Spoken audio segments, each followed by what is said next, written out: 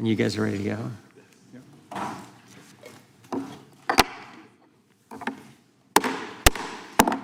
Committee will come to order without objection. The chair is authorized to declare recess at any time. We welcome everyone to today's hearing on Europe's threat to American speech and innovation. The chair now recognizes the gentleman from Alabama to lead us in the Pledge of Allegiance. I pledge allegiance to the flag of the United States of America and to the republic for which it stands, one nation, under God, indivisible, with liberty and justice for all.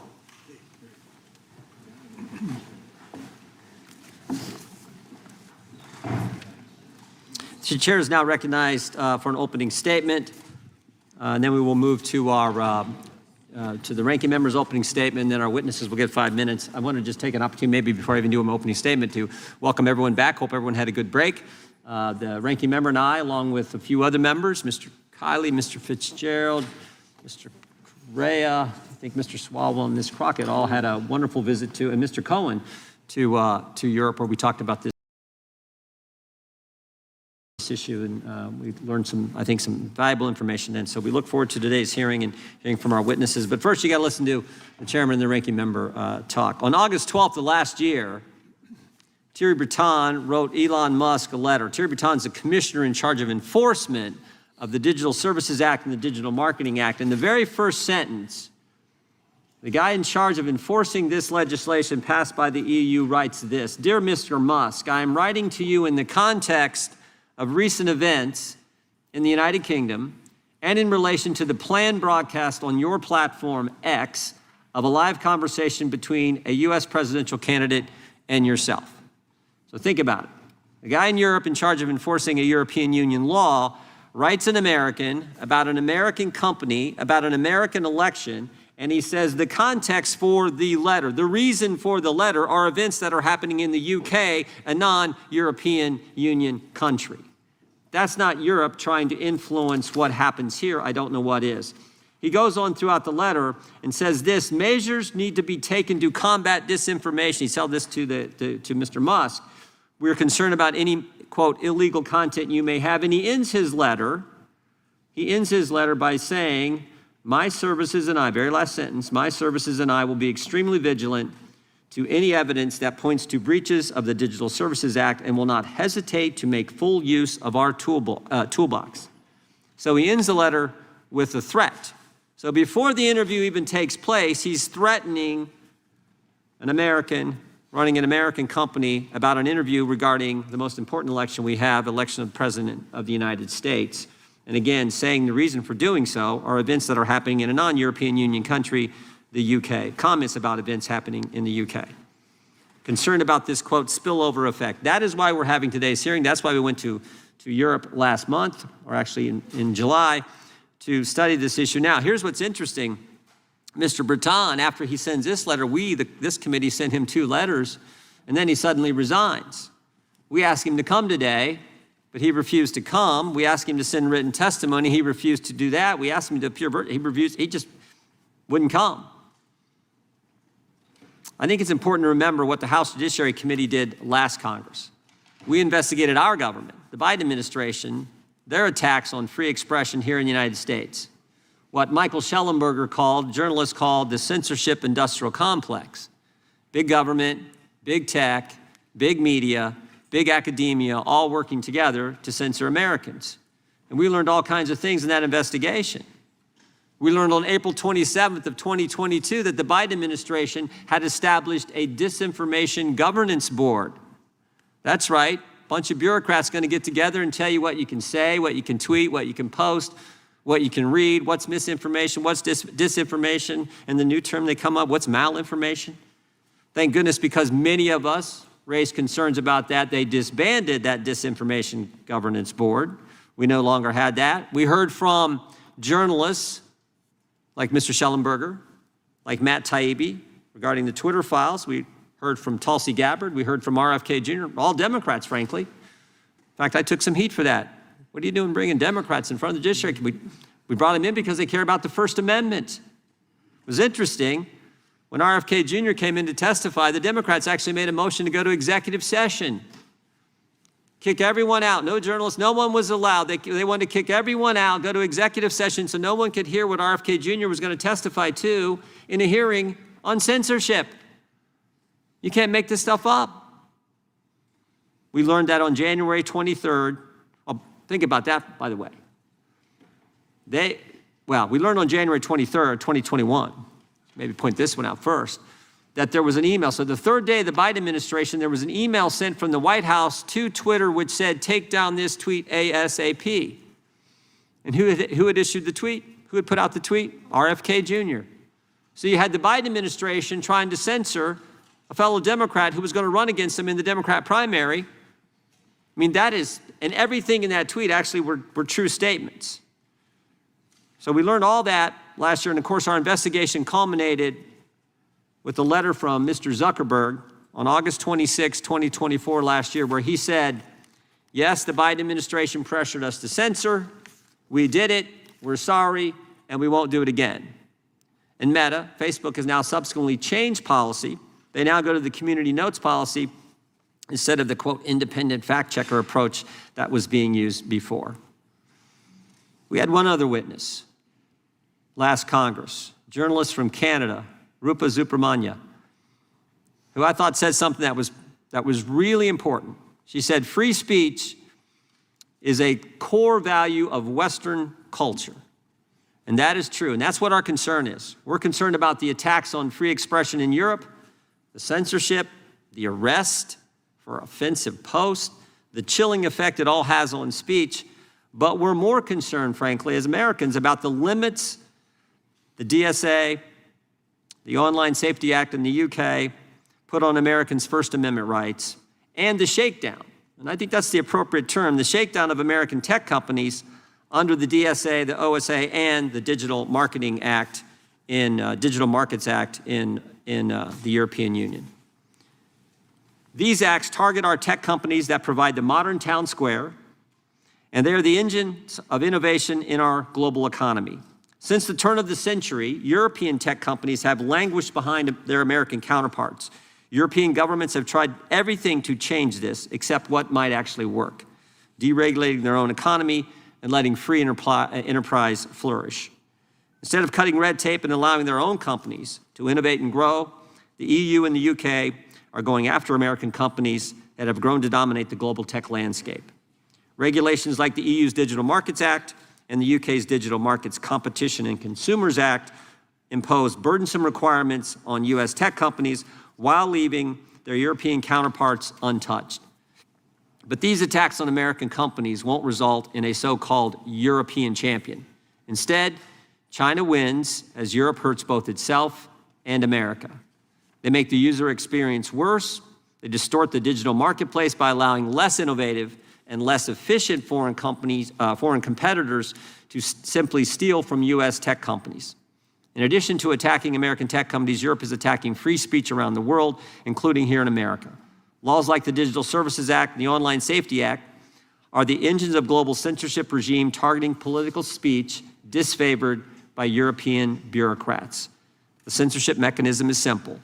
The DSA and the OSA effectively require social media platforms to change their terms of service to moderate more content. These companies have one set of standards that they apply globally because it's costly, impractical, and harmful to user privacy to change content moderation rules based on a user's location. So when platforms are forced to change their terms of service to comply with European laws, it affects what we see, what we read, what we say online here in America, infringing on Americans' First Amendment rights. And this is no accident.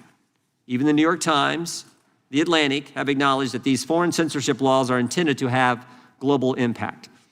And European actions have proven it. Again, just look at Mr. Breton's letter. Supporters say these laws make the online environment safer for children, something that we all agree with. We all want to protect kids.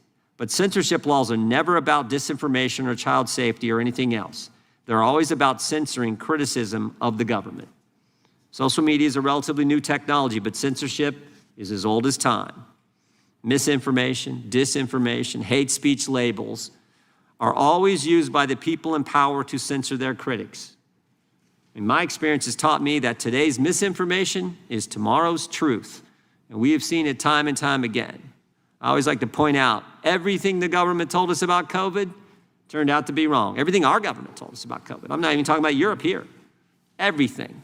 They told us that the virus didn't come from a lab. Sure looks like it did. They told us it wasn't gain-of-function research done at the lab. Yes, it was. They told us it wasn't our tax money used at the lab. Yes, it was. They told us vaccines. They told us that the vaccinated can't get it. They told us the vaccinated can't transmit it. They told us masks work. They told us 6 feet social distance was based on science. And they told us this was the first virus in history where there's no such thing as natural immunity. They were 0 for 8. And yet they're going to define with some disinformation governance board what we can say, what we can tweet, what we can read, what we can post. You got to be kidding me. As RFK Jr. testified before our committee, never forgot what he said. He said, when you look at history, it is never the good guys who are for censorship. It is always the bad guys, and that's our concern. We need debate. The best way to answer bad speech, wrong speech, stupid speech, crazy speech, even hate speech is more speech. We need the First Amendment. Our committee will continue to move legislation that protects free speech from threats, including threats from abroad. And with that, I now recognize our ranking member for his opening statement. Thank you kindly, Mr. Chairman, and welcome to our witnesses. I imagine that in a hearing about threats to freedom of speech abroad, we might hear from a Russian dissident about Putin's massive violations of political freedom, or the death of Alexei Navalny in prison, or perhaps a Chinese pro-democracy activist about President Xi's attacks on free speech in Hong Kong, Tibet, Xinjiang, or the persecution trial of Jimmy Lai, or maybe a journalist about the Saudi Crown Prince's assassination of Jamal Khashoggi, the Washington Post writer who demanded freedom from religious persecution and oppression in Saudi Arabia. But no, the dictators of the world have got nothing to fear from this hearing. The Republicans called it to attack our democratic allies in Europe. The star witness is not a human rights leader like Navalny, but a far-right, pro-Putin politician who leads the UK Reform Party, a party that has 4 members out of 650 members in the parliament. He calls England an authoritarian regime, while saying that Vladimir Putin is the world leader he admires the most. Well, this hearing mimics Vice President J.D. Vance, who went to the Munich Security Conference in February. In the first 2 minutes of his speech, whitewashed the world's leading autocratic regimes, proclaiming that the threat that worries him is not Russia. It's not China, he said, but rather it's our European allies. Amazing. Republicans are promoting far-right parties in Europe, like Alternative for Deutschland, Reform UK, and Rassemblement National Français, and ignoring massive repression in Russia, China, Pakistan, Saudi Arabia, and among all the autocrats of the world. Republicans are vilifying European liberal democracies simply for engaging in the kind of line-drawing exercises that we Americans engage in under our First Amendment with respect to the epidemic of child pornography, protecting children from other harmful content, defamatory speech, online scams and false advertising, and speech inciting riots and imminent lawless action. All forms of speech that the First Amendment does not protect and whose tricky contours must still be drawn by law. We could have a meaningful hearing on this complicated subject, but this hearing is just a drive-by hit against a strong Democratic ally to benefit a Donald Trump sycophant and wannabe. But it's even worse than this. Not only are our colleagues ignoring intensifying repression in the world's dictatorships, they're also trying to distract the world from the attack on freedom taking place right here in America every single day. Americans aren't worried about the EU or the Online Safety Act in the UK. We're not worried about white nationalists not having enough license to incite lynch mobs to set immigrants on fire in their bedrooms. Americans are worried that Donald Trump is working to rewrite and whitewash American history in our museums, our textbooks, and our national parks, to destroy PBS, NPR, and public broadcasting, to ban books in our libraries, and to censor any news stories critical of him by installing political henchmen in private broadcast rooms. Americans know that academic freedom is in danger when the administration cancels and withholds billions of dollars in scientific and medical research funding from American universities, even for urgent life-saving studies about breast cancer or heart attacks, as a way to force schools to impose government orthodoxy on curriculum, hiring, admissions, and any student and faculty speech that MAGA considers politically incorrect. Americans see Trump trying to harass, intimidate, control, and shut down the press, like ABC, CBS, NBC, NPR, and PBS.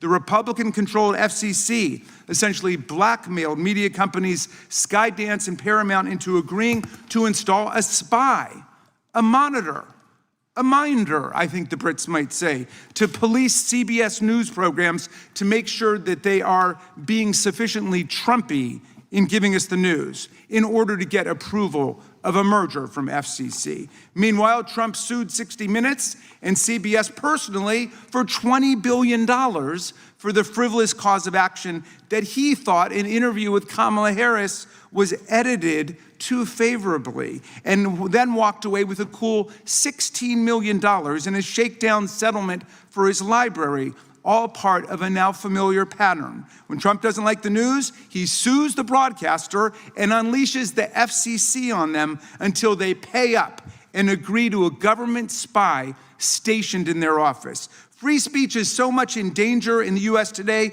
that if the government tries to violate our rights, we might not even be able to find a lawyer to defend ourselves because Trump is systematically exacting retribution against law firms that represent anyone on the other side of a case against him.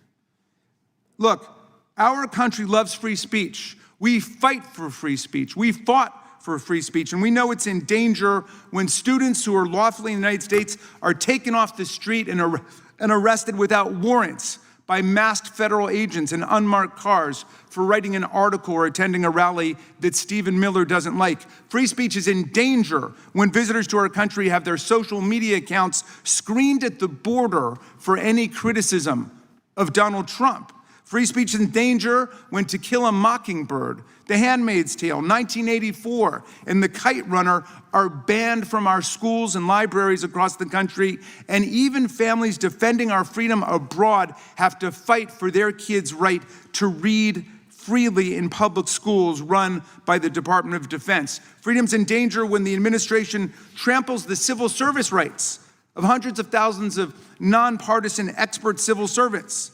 These civil servants have been protected against political discrimination for more than a century to maintain the excellence and independence of our federal workforce, but they're now being fired simply for doing their jobs, like prosecuting violent criminals and insurrectionists who try to overthrow our government and attack our police officers, or because they honestly gave honest economic information and labor statistics to the public. These honorable civil servants are being fired because they won't be the political hacks Trump demands that they be. When private comments made by federal employees are scrutinized for anti-Trump bias and they can lose their jobs because of it, then we've entered the realm not just of Vladimir Putin, but of Joseph Stalin. Now, Mr. Trump and Mr. Farage both claim they're protectors of free speech, but they only want to protect speech they agree with. In the UK, Mr. Farage is openly promoting the abolition of the Human Rights Act of 1998 to be replaced with a British Bill of Rights that limits the right of free speech to British citizens and legally sanctioned residents. He complains that racist threats against immigrants are not protected free speech, while he proposes to strip migrants, tourists, and perhaps even visiting American congresspeople of any free speech rights at all. I had my own close encounter with that when Mr. Farage and his team presented for more than an hour in a conversation we had about free speech. And after 3 minutes of talking, he cut me off and terminated the meeting because he didn't like what I was saying. That's the kind of free speech he's committed to. There is a free speech crisis in America today, but there's no free speech crisis in Britain. UK Prime Minister Keir Starmer has not shut down GB News, where Mr. Farage has his own show, just because Mr. Farage has used his airtime to call for banning peaceful protests that he disagrees with. No one has stopped him from going on Russian TV 17 times and saying also and repeating that the one world political leader he most admired was Vladimir Putin, even though Vladimir Putin is a war criminal and a dictator who has regularly interfered in other countries' democratic elections. No one has stopped Mr. Farage from parroting Putin's absurd talking points, like when Farage claimed that NATO, the US and Britain provoked this war in Ukraine. For a man who fashions himself as some kind of a free speech martyr, Mr. Farage seems most at home with the autocrats and dictators of the world who are crushing freedom on earth.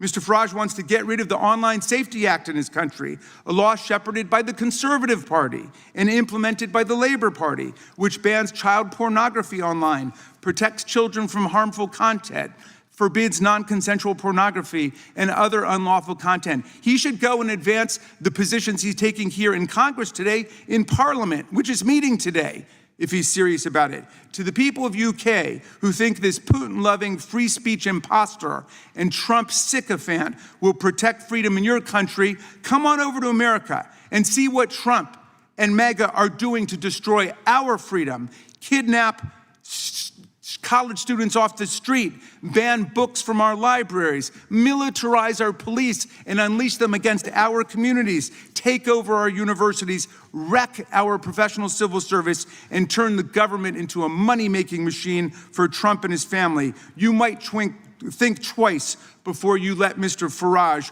make Britain great again. I yield back.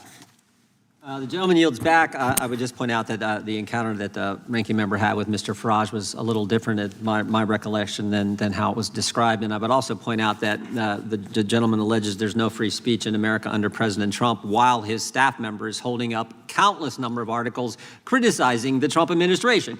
I think that's a little bit of a, well, let's say that's not how I think it actually goes. So we now will introduce today's witnesses.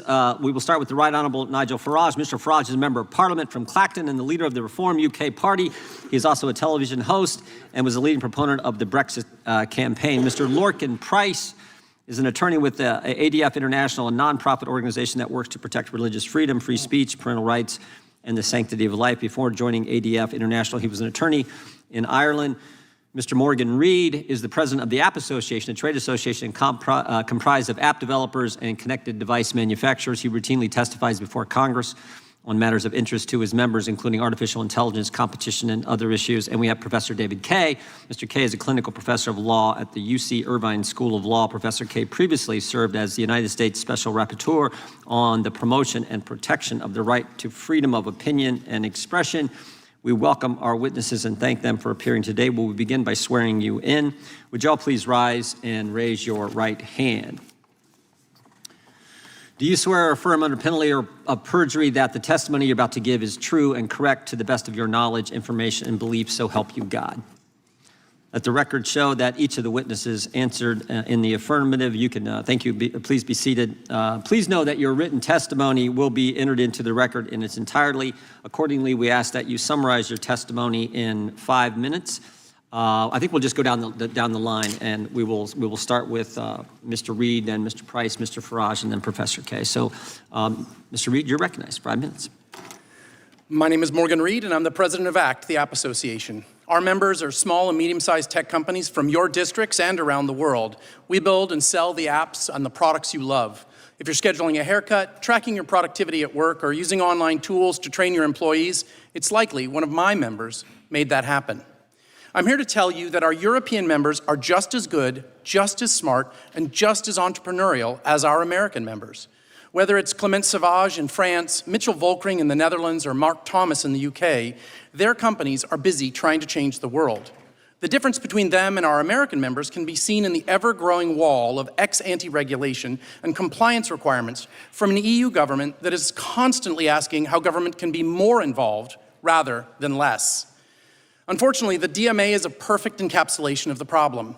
Ostensibly, it exists to make it easier for EU companies to compete with the US tech lead. Instead, it just creates leadership in red tape. Small companies find value in the bigger platforms for 3 boring and absolutely vital reasons. They need to offload overhead, have access to a global market, and have customer trust. Because small businesses are always overworked and undermanned. For us, offloading overhead is critical. A small business is trying to ship a product, not learn about tax laws in 160 countries. We don't want to sign multiple contracts with middlemen to handle shipping or web storage, or send bills to dozens of different platforms, each with their own PO system. Small businesses need to focus their time on serving the customer to compete. And of course, to grow your small business, you need customers. And that means access to a global market. If your product has fewer than 100 customers in your state, that's a hobby. But 100,000 customers worldwide, that's a business. Nearly every one of the DMA's designated gatekeepers are actually gateways to a global market. But you might say, Morgan, the internet itself is a global market. And we would agree, but the internet lacks one key characteristic: trust. Today, many of us take for granted the measures of keeping malware and other harmful content off of our devices and off of our shopping sites. But DMA threatens to change this by forcing companies to roll out the red carpet for bad actors. As a result, consumers will rationally steer away from startups and small developers they've never heard of and towards larger, more established rivals that spend millions on marketing and buy Super Bowl ads to build their brand. Don't forget who's pushing the DMA. It's companies like Spotify, Yelp, DuckDuckGo, companies you've heard of. And just in case you think I'm exaggerating, the first business to take advantage of the DMA's requirements wasn't some brilliant startup being kept down by big tech. It was an app called Hot Tub, a porn aggregator that can now be sideloaded and could even operate without parental controls. This is the most damaging aspect of the DMA. By forcing the gatekeepers to remove features or capabilities that would keep bad actors off your smartphone and out of your wallet, the DMA demands the world adopt a flea market model, where anybody with a plastic folding table and some boxes that fell off the back of the truck are given the same access to consumers as legitimate businesses. For small businesses, we want the platforms to provide us with ever-improving tools, features, and pricing models to make it attractive. We don't love the big platforms, we do business with them. Because without our products, their platforms aren't worth very much. Without their tools, our overhead goes up, our speed goes down, and trust goes out the window. If we have any ask of the platforms, it's for them to do more, not less. We want them to do more to reduce overhead, more to protect our intellectual property, and do more to maintain those trust relationships. And into this relatively straightforward business arrangement, Europe has injected regulatory walls like the Digital Markets Act, the Digital Services Act, the Online Safety Act, our old friend GDPR, and the newest edition, the AI Act. These laws aren't there to lower friction. They are, as Teresa Ribera at the European Commission puts it, focused on creating a culture of compliance. That's a quote. While an ever-thickening wall of overlapping regulations is exactly what compliance lawyers want, it's not what innovators want. It's not what small businesses want, and it's not what customers want. We ask you to reject the European regulatory culture and instead focus on a culture of opportunity and innovation. Small businesses never succeed if we can't beat the red tape. Thank you very much for your time, and I look forward to your questions. Thank you, Mr. Reed. Mr. Price, you're recognized for 5 minutes. Thank you very much. Good morning, Chairman Jordan, Ranking Member Raskin, distinguished members of the committee, ladies and gentlemen. My name is Lorcan Price. I am a barrister and legal counsel for ADF International, and I'm very happy to come here today to speak to you about the perilous situation for freedom of expression in Europe and why it matters for Americans. I do this on the basis of my experience litigating in speech and religious liberty cases before the European Court of Human Rights. However, today, principally, I wish to address the Digital Services Act of the European Union. But before I do that, I'd like to set the scene briefly by telling you how bad things have become in Europe and the United Kingdom, and very much building on the remarks of the chairman. Because when I met some of the members of the committee in Europe recently, I think that there was a genuine element of surprise and disbelief about the state of affairs in Europe. I'll give you some examples. In Finland, our client, Päivi Räsänen, a member of parliament, is now in year 5 of a prosecution for simply posting a verse from scripture on Twitter. Our client, Rose Doherty in Scotland, a 74-year-old grandmother, was arrested by offering to have consensual conversations for people. Adam Smith-Connor, an army veteran, was prosecuted for praying silently in his head in England. And just yesterday, you'll have seen that the UK police arrested a comedian and fellow Irishman, Graham Linehan, a person I know well, for tweets about gender ideology. German pensioners are having their homes raided and are being prosecuted for insulting politicians. Indeed, one member of the Green Party in Germany has over 700 criminal complaints outstanding for insult. What's happening in Europe is, as Vice President Vance said on St. Valentine's Day in Munich, a serious retreat from a fundamental value, that of free speech. It's a sign that our European political elite has lost control of the narrative, and the Digital Services Act is the response to that, an increasingly desperate attempt to suppress growing public discontent. Why should this matter for Americans? Why should you be concerned? Because of the worldwide reach of European law, the so-called Brussels effect changes regulation in every area that the European Union chooses to regulate. And now they've entered the business of regulating speech.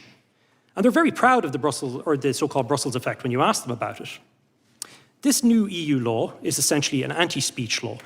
And when you read the case law of the European Court of Justice, statements from senior officials, and the provisions of the Digital Services Act, you can see everything is there to create a digital censorship industrial complex. We see a whole structure of trusted flaggers, codes of conduct on so-called hate speech and misinformation, content moderation for so-called systemic risks. Much of this is hidden in bland technocratic language in the DSA, and our written submissions go into some of the problems associated with it. But it constitutes nothing more than an attempt to bring Brussels regulation of speech onto a global stage. Furthermore, when the European Union is now negotiating trade deals, including with your neighbours to the north in Canada, they insist that the Digital Services Act is part of that. So it's very clearly a global intent. It means that the European Union will set the global standard when it comes to speech. And because of the laws that I just outlined in Europe, the type of prosecutions we're seeing, it's an extremely low standard. It draws, I would suggest to you, a digital curtain where once there was an iron curtain. And US companies bear the brunt disproportionately of this. They're hijacked by the DSA to become essentially the EU's global censorship police, whether they like it or not. The DSA contains expansive powers of investigation, huge compliance costs, and crippling fines if they're found to be non-compliant for removing so-called illegal content. Indeed, I commend your committee's report recently on showing the bias at the heart of the system. As we speak, companies are having to make a decision, an invidious decision between whether or not they defend German pensioners criticising politicians or they comply with the European Commission and with national laws. We know from COVID censorship which is the most likely route they take. Compliance is easier and cheaper, but it is not good for speech. Indeed, yesterday I was just informed by a senior lawyer for a major US company that the Germans are prosecuting a 14-year-old boy for a mild online post. They want the identity of another post outside Germany, and they've launched criminal proceedings against US employees of this company for refusing to pass over the identity information. That's the attitude we're dealing with. We've seen it from Thierry Breton, from others in the European Commission. They want this censorship power and they want it globally. The digital square is one of the great gifts from the United States to the world. It has been transformative for our political discussion. But the EU wants to make itself the sheriff of the square, and it's armed itself with powerful tools. And there are more to come, unfortunately, including the Democracy Shield. I agree with Ranking Member Raskin that it is sad when close allies and democracies do this kind of thing, and we must call them out for it. We must take a stand against this new censorship wave. Democracy requires free speech. I'm looking forward to our discussion and any questions you may have. Thank you, Mr. Price. The Right Honourable Member of Parliament, Mr. Farage, is recognised. Well, thank you very much indeed. Good morning, everybody. Thank you, Chairman Jordan, for inviting me here today. And it turns out, with news in the last 48 hours, to have been really rather timely. I'm delighted to reacquaint with the charming Mr. Raskin. It was delightful testimony you gave me earlier on with your speech. But hey, that's fine. You can say what you like. I don't care. Because that's what free speech is. And in a sense, this has all been going wrong now for a couple of decades. We've kind of forgotten the Voltairean principles that we'll fight and defend to the death your right to say something that we fundamentally disagree with. That is the absolute foundation, if you think about it, of free speech, of democracy, of living in freedom. It's kind of why we fought 2 world wars at massive, massive cost to defend that very principle for ourselves and for many, many others around the country. And I first became worried about all this with cancel culture. You know, the idea that we can't have this speaker go to a university because some people might be offended by what he or she have to say. It is important to note that there is not a parent in the United Kingdom, and I would guess it's the same for America too, that is not concerned about content their children, as minors, can find on the internet. Not a single parent that is not concerned about this. But at the moment, we're not finding the right solutions. I do myself begin to think that hardware might be one of the solutions, that laptops, that handsets could be programmed so that many, many apps and many, many services simply aren't available from these devices. But what we've done is to go down the legislative route. And it's extraordinary that, I come from the land of Magna Carta, I come from the land that gave us the mother of parliaments, and it doesn't give me any great joy to be sitting in America and describing the really awful authoritarian situation that we have now sunk into. J.D. Vance did us all a service at the Munich Security Conference back in February this year. He really got this debate up and running, and it's a vital one. We've run on since then. The Online Safety Act was put in place by the last Conservative government. I don't doubt for a minute they're good intentions, but sometimes the road to hell is paved with those good intentions. And we are now where we are. We have a couple of very famous cases. We, of course, have Lucy Connolly, who put out an intemperate tweet after the savage murder of those 3 beautiful young girls, she herself, a mother who had lost a child. It was intemperate, it was wrong, but she removed it 3.5 hours later, sentenced to 31 months in prison. She's now out, having served 40% of the time. I wanted to bring her with me today as living proof of what can go wrong. Sadly, the restrictions that have been put on her banned her from making the trip, which is a very, very great shame. And we, of course, have the extraordinary events that we understood yesterday of Graham Linehan, the comedic writer, and he put out some tweets months ago when he was in Arizona, and months later he arrives at Heathrow Airport to be met by 5 armed police. Armed police, not a big deal in the USA, a very big deal in the United Kingdom. 5 of them. And he was arrested and taken away for questioning. He's not even a British citizen. He's an Irish citizen. This could happen to any American man or woman that goes to Heathrow that has said things online that the British government and British police don't like. It is a potentially big threat to tech bosses, to many, many others. This legislation we've got will damage trade between our countries, threaten free speech across the West because of the knock-on rollout effects of this legislation from us or from the European Union. So I've come today as well to be a klaxon, to say to you, don't allow, piece by piece, this to happen here in America. And you would be doing us and yourselves and all freedom-loving people a favour if your politicians and your businesses said to the British government, you've simply got this wrong. At what point did we become North Korea? Well, I think the Irish comedy writer found that out 2 days ago at Heathrow Airport. This is a genuinely worrying, concerning, and shocking situation, and I thank you for the opportunity to come here today. Thank you, Mr. Well said. Thank you, Mr. Farage. Professor Kaye, you're recognized for 5 minutes. Chairman Jordan, Ranking Member Raskin, members of the committee, thank you for the invitation to appear before you. I ask that my written statement be entered into the record. My name is David Kaye. I'm a law professor at the University of California, Irvine, where I research and teach in international law. I know something about censorship. From 2014 to 2020, I was the United Nations Special Rapporteur on Freedom of Opinion and Expression. In that role, I monitored a growing global assault on free speech. Among other things, I led a landmark effort to call out China's attacks on civil society.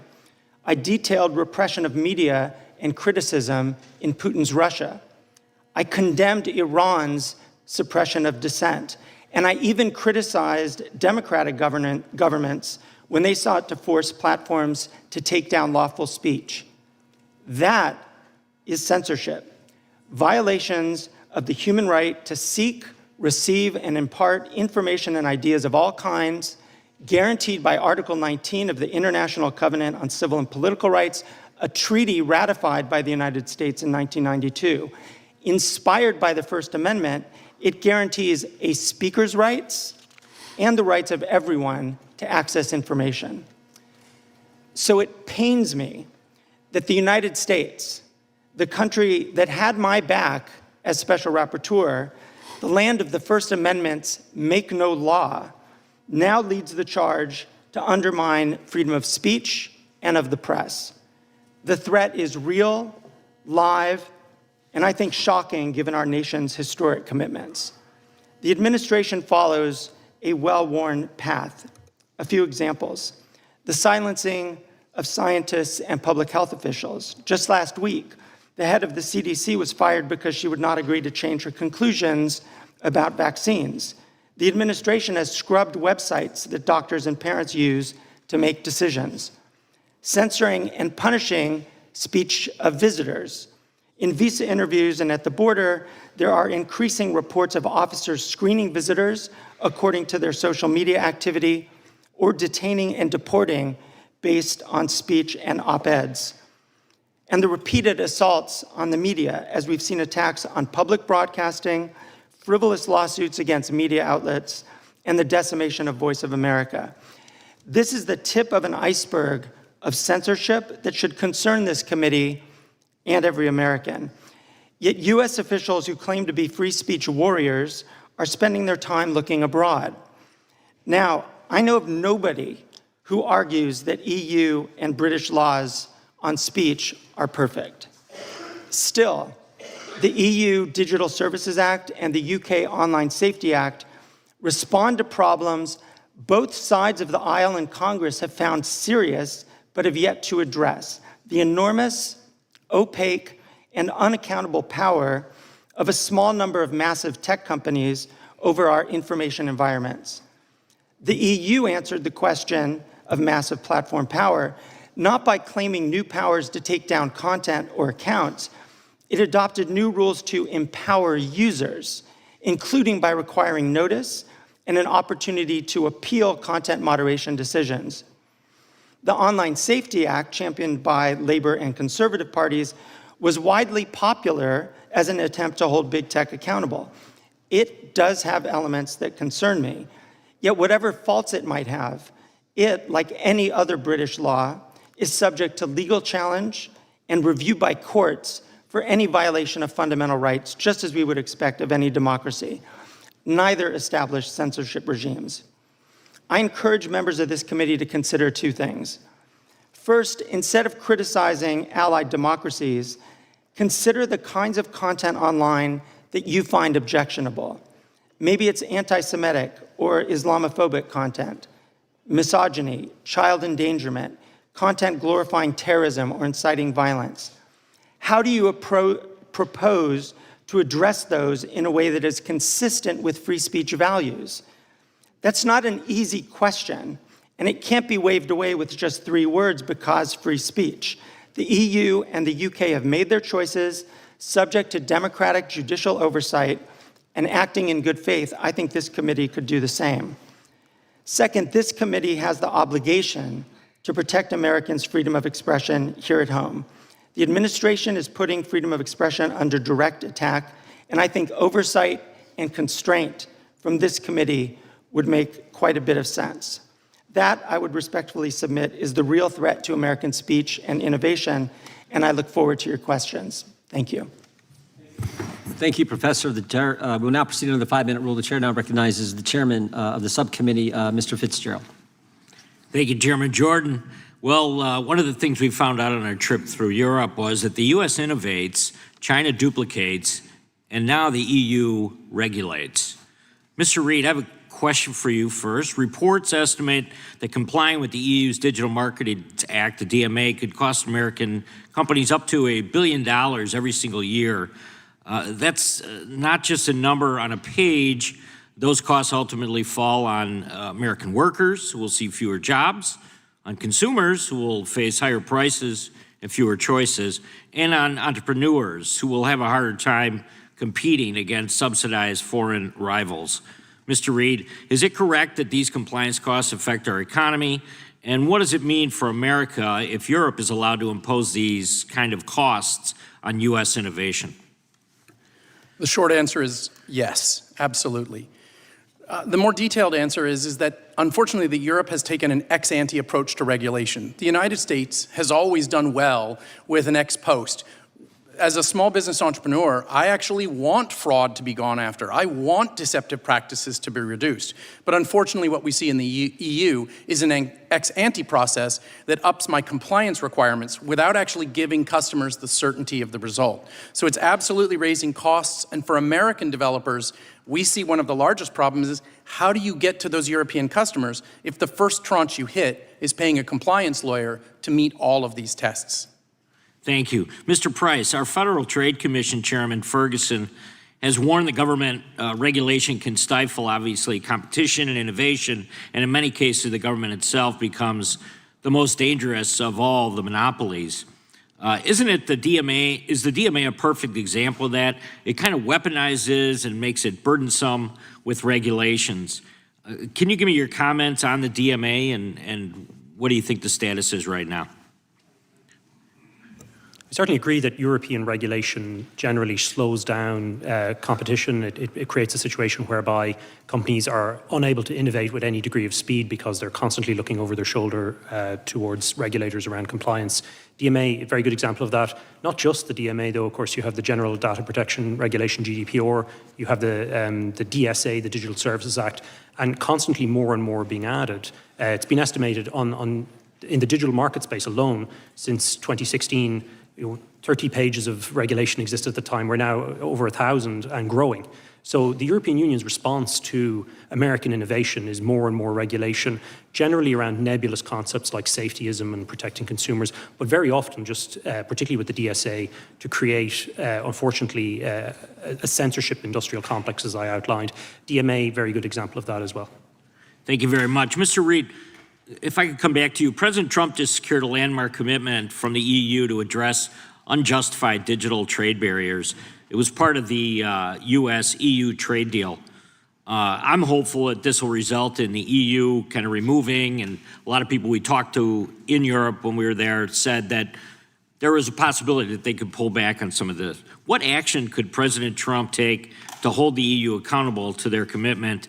And are there additional enforcement tools that Congress could provide to make that happen? Well, I think Congressman Fitzgerald, you've done great work in reaching out and sending letters to make it clear what the position of the United States government is on these issues. The reality is that the Europeans themselves, through the Draghi report, are recognizing that they have done a lot to harm those very same industries.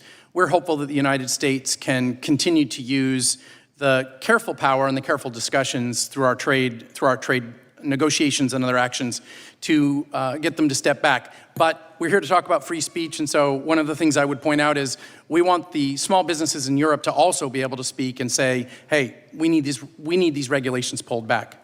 So just to follow up to that then as well, a 2024 staff report by the Housing Oversight Committee found that FTC Chair Lina Khan was using taxpayer dollars to send agency quote-unquote liaisons to the EU to assist with the implementation of the Digital Markets Act. Mr. Reid, do you think it's appropriate for that type of consultation or for the use of taxpayer dollars to help a foreign country implement laws that unfairly discriminate against U.S. companies? Well, we don't think taxpayer dollars should ever be used to unfairly discriminate against United States companies. We're hopeful that U.S. taxpayer dollars can be used to ensure open markets around the world and a safe environment for our entrepreneurs to succeed. Thank you, Chairman. I yield back. Gentleman yields back. The chair now recognizes the chairman of the subcommittee, or ranking member of the subcommittee, gentleman who made a big announcement this week. We're sorry to hear about, but we appreciate your service, and you are recognized for 5 minutes. Thank you. Mr. Chairman, there is a clear and present danger to free speech in America, but it is not across the Atlantic Ocean. It is right here in Washington, sitting in the Oval Office. At a time when the greatest threat to the First Amendment rights of Americans resides in the White House, our Republican colleagues have brought us here today to talk about Europe. They've invited a fringe politician from the United Kingdom to attack the laws regulating certain conduct online in his country and the European Union, laws that are intended to combat disinformation by hostile foreign actors, hate speech, and other fraudulent or criminal conduct. They have sounded the alarms about these foreign laws, but when it comes to the Trump administration's suppression of speech in this country, Republicans are curiously and dangerously silent. There is virtually no corner of society that Donald Trump and his administration have left untouched by their effort to impose their radical views on the American people and to stamp out dissent. Since taking office, President Trump and members of his administration have used the powers of the executive branch in an attempt to silence their political opponents by attacking our core democratic institutions, such as academia, the legal profession, and journalism. These are moves straight out of the authoritarian playbook. For example, the Trump administration has taken aim at colleges and universities, trying to bend them to its will by withholding billions of dollars in scientific research funding, a short-sighted move that will set back innovation in this country by decades. And in some cases, including at my alma mater of Columbia, it has demanded onerous conditions that infringe on academic freedom. On these same college campuses, students are being kidnapped for writing op-eds, and others are being deported for participating in protests.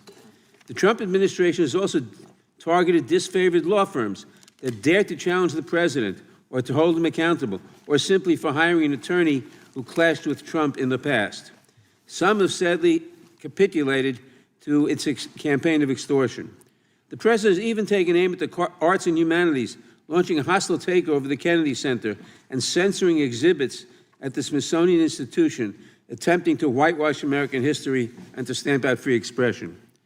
He has also engaged in a dangerous campaign of harassment and intimidation of the media. For example, last October, he sued CBS for $10 billion for editing a 60 Minutes interview with Kamala Harris in a way he didn't like. Although this suit was widely ridiculed by First Amendment attorneys who called it meritless and absurd, Paramount, the parent company of CBS News, was desperate to win approval from the Trump-controlled FCC for its proposed multi-billion-dollar merger and felt pressure to settle this baseless lawsuit. Ultimately, it paid $16 million to settle the suit, and just days later, the FCC approved the merger. What a coincidence. This followed ABC's settlement of a similarly baseless Trump lawsuit for $15 million because of corporate pressure. And now the Wall Street Journal and Rupert Murdoch face their own $10 billion lawsuit from Donald Trump over the Journal's reporting that shed new light on Trump's well-documented relationship with Jeffrey Epstein. I'm not aware of any president in the past suing media companies or newspapers or television stations for free expression they didn't like.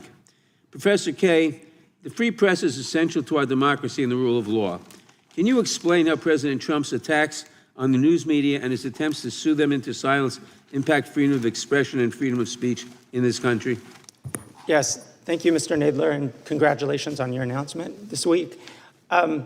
Well, I think it's important to note that when we're talking about attacks on the press, it's not just about attacks on the journalists themselves or the media outlets themselves. It's about every American's right of access to information. It's about the freedom of public debate that we get from a media that isn't intimidated either by suit or by criticism from the Oval Office or whatever it might be. And so I think it's really important to think about these kinds of attacks, not only as those on journalists, but on the entire information ecosystem. And I think it's also important for us to realize that we can't pick and choose what censorship we like and don't like. I think the chairman's statement was really correct when he said censorship used by people in power to censor critics, that's at the core.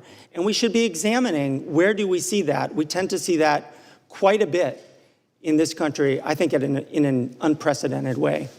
In your testimony, you identified a number of threats to freedom of expression in the United States, including science and public health. It's also been reported that the government has a list of hundreds of words, ranging from issues related to climate change to diversity, equity, and inclusion, that it essentially is banned from government websites and users to make funding decisions. Is this true? I've seen those reports, and I understand that to be true as well, particularly the use of lists of words, essentially to censor research that would be conducted by scientists at universities and at national academies in the United States. Thank you. My time has expired. I yield back. Gentleman yields back. Ranking members recognized for unanimous consent. Understand? Yes. Gentleman's Thank you, Mr. recognized. Chairman. This is a minority fact sheet about the majority's report on the Digital Services Act. Well, we'll look forward to reading that. Without objection. Mr. Chairman, I have another. The gentleman from New York is recognized for unanimous consent. Mr. Chairman, I have a unanimous consent request. I ask unanimous consent to enter into the record an article published by Reuters on October 29th, 2024, titled Fact Check, UK Woman Jailed for Inciting Racial Hatred, Not Posting Hurtful Words, which confirms that Lucy Connolly pled guilty to inciting racial hatred and was not, as claimed in deceptive social media posts, punished merely for posting, quote, edgy words on the internet. Without objection. I'm sure we'll be Mr. some Chairman. comments about that later. And the gentleman from California is recognized for 5 minutes. Thank you, Mr. Chairman. Professor Kaye, being a fellow Californian, I'm sure you're aware and could correct the ranking member that our own governor has sued Fox for $787 million. Isn't that correct? I'm not familiar with that. Well, I didn't think you would be, but neither was the ranking member, apparently. MP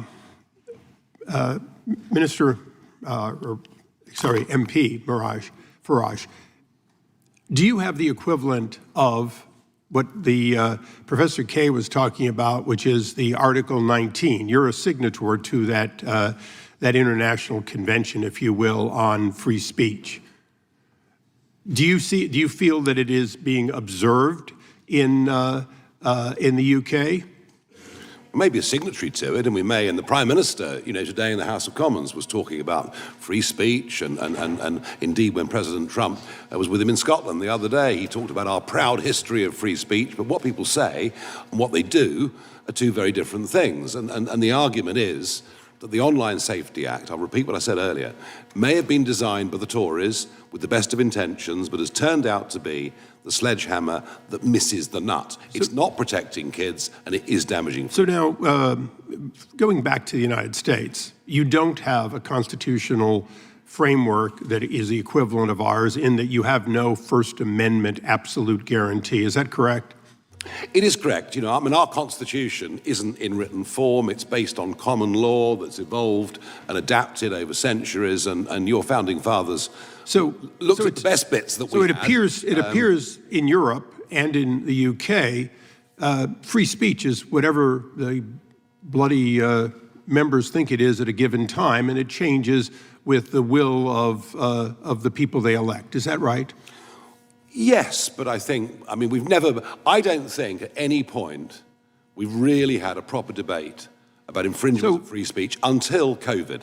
And I think COVID changed the game. Okay. I think the government, social media platforms, big media, suddenly there were arguments that needed to be made that were banned. So, Mr. Reed, to your knowledge, and I would go to the professor, but he seems to be ill-informed even on our own governor's lawsuits. First Amendment. In the United States, you can sue for anything. Do you often win if you sue against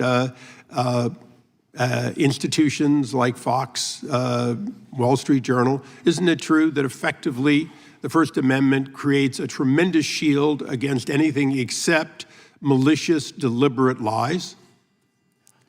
Not my area of expertise. We can absolutely talk about apps, but as an American, yes, that is absolutely my understanding. And you have no such protection, just the opposite. You have no idea in Europe or in Britain about what is going to be allowed or not allowed. In other words, you don't know where to call balls and strikes. You just simply have to pay the fines when you get to them. Well, I only carry one passport, so I'm more aware of the American laws, but that is my understanding correct. Okay, now, we do have a First Amendment, and we are a signatory to Article 19. So I'm going to go a little bit into opinion. Now, I'm the author of No Censorship on Our Shores, meaning, Mr. Price, I know you're familiar with it, I'm not going to tolerate censorship overseas and then have those people come to the United States.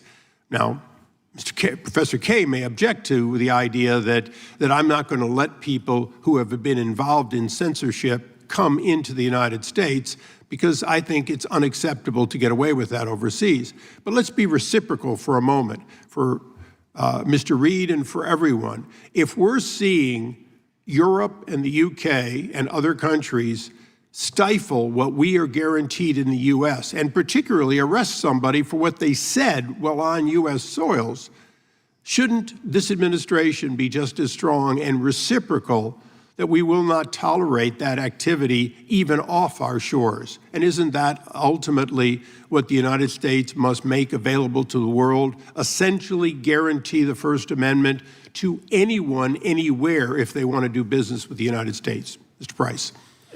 The leadership of the United States on this issue has been transformative for the discussion in Europe. And from the President, Secretary Rubio, and the Vice President, they have transformed the issue, and I hope more comes. So, to the fringe parliamentarian, as you were called, and probably the future Prime Minister, what say you? Yes, for Mr. Nadler's benefit, it's a very big fringe, and we're doing rather well, but there we are. Look, you know, if you were to follow, Mr. Eisler, the logic of your argument that you were to ban people from entering America who would pass legislation that was prejudicial against American companies or American citizens and would threaten them with potential arrest if they came across the other side of the pond. I think the practical difficulty with that is you'd have to ban the British government, the entire Labour Party. So I'm not sure in practical terms that it works, but I understand the sentiment. Thank you. I yield back. Gentleman yields back. The gentlelady from California is recognized for 5 minutes. Thank you, Mr. Chairman. Let me be clear. I am not here to defend the European laws, and I've often criticized the approach of European countries to internet-related issues. It's really generally wrong-headed. But I don't really think that's the point of this hearing. I think the real threat to the First Amendment isn't coming from Europe. It's coming from Republican-led states that have introduced bills to close the open internet, and most of all, from Donald Trump, who's actively trampling free speech here at home. I think it's rather absurd for this committee to spend our time criticizing laws we have no jurisdiction over while ignoring the countless ways the Trump administration is tearing up the First Amendment. If this committee is really serious about protecting free speech, we need to focus on the Trump administration's literal assault on the First Amendment that's happening right here at home. So, Professor Kaye, I have a series of questions for you. Do you think that arresting international students for being critical of U.S. foreign policy is an attack on the First Amendment? Yes, absolutely. And isn't that because it's not just the right of the person to speak, but the right of all the rest of us to hear? The First Amendment isn't just about the speaker, it's also about the listener. Isn't that correct? Right, that's true. Now, a federal judge agreed with you and with us, warning that arresting students for their views chills the speech of millions of Americans. The government can't punish speech simply because they don't like its content. This year, as has been mentioned by others, President Trump's FCC blocked the CBS merger until the network agreed to change its programming and install a so-called bias monitor. The head of 60 Minutes resigned, saying he could no longer make independent decisions about the news. Doesn't that sound like a violation of the First Amendment's guarantee of a free press? It does, and I think it's important to underline that restrictions on free speech don't come just from a law or the police outside your door. It can come from a whole network of intimidation, of public attack that really does chill speech, including the kinds of attacks that lead to deportations of people who are here just to study. Since January, the Trump administration has revoked over 6,000 student visas because the speech of these students didn't align with what Trump agreed with. And now they're doing the same to immigrants who are applying for citizenship. Does that raise First Amendment concerns, do you think?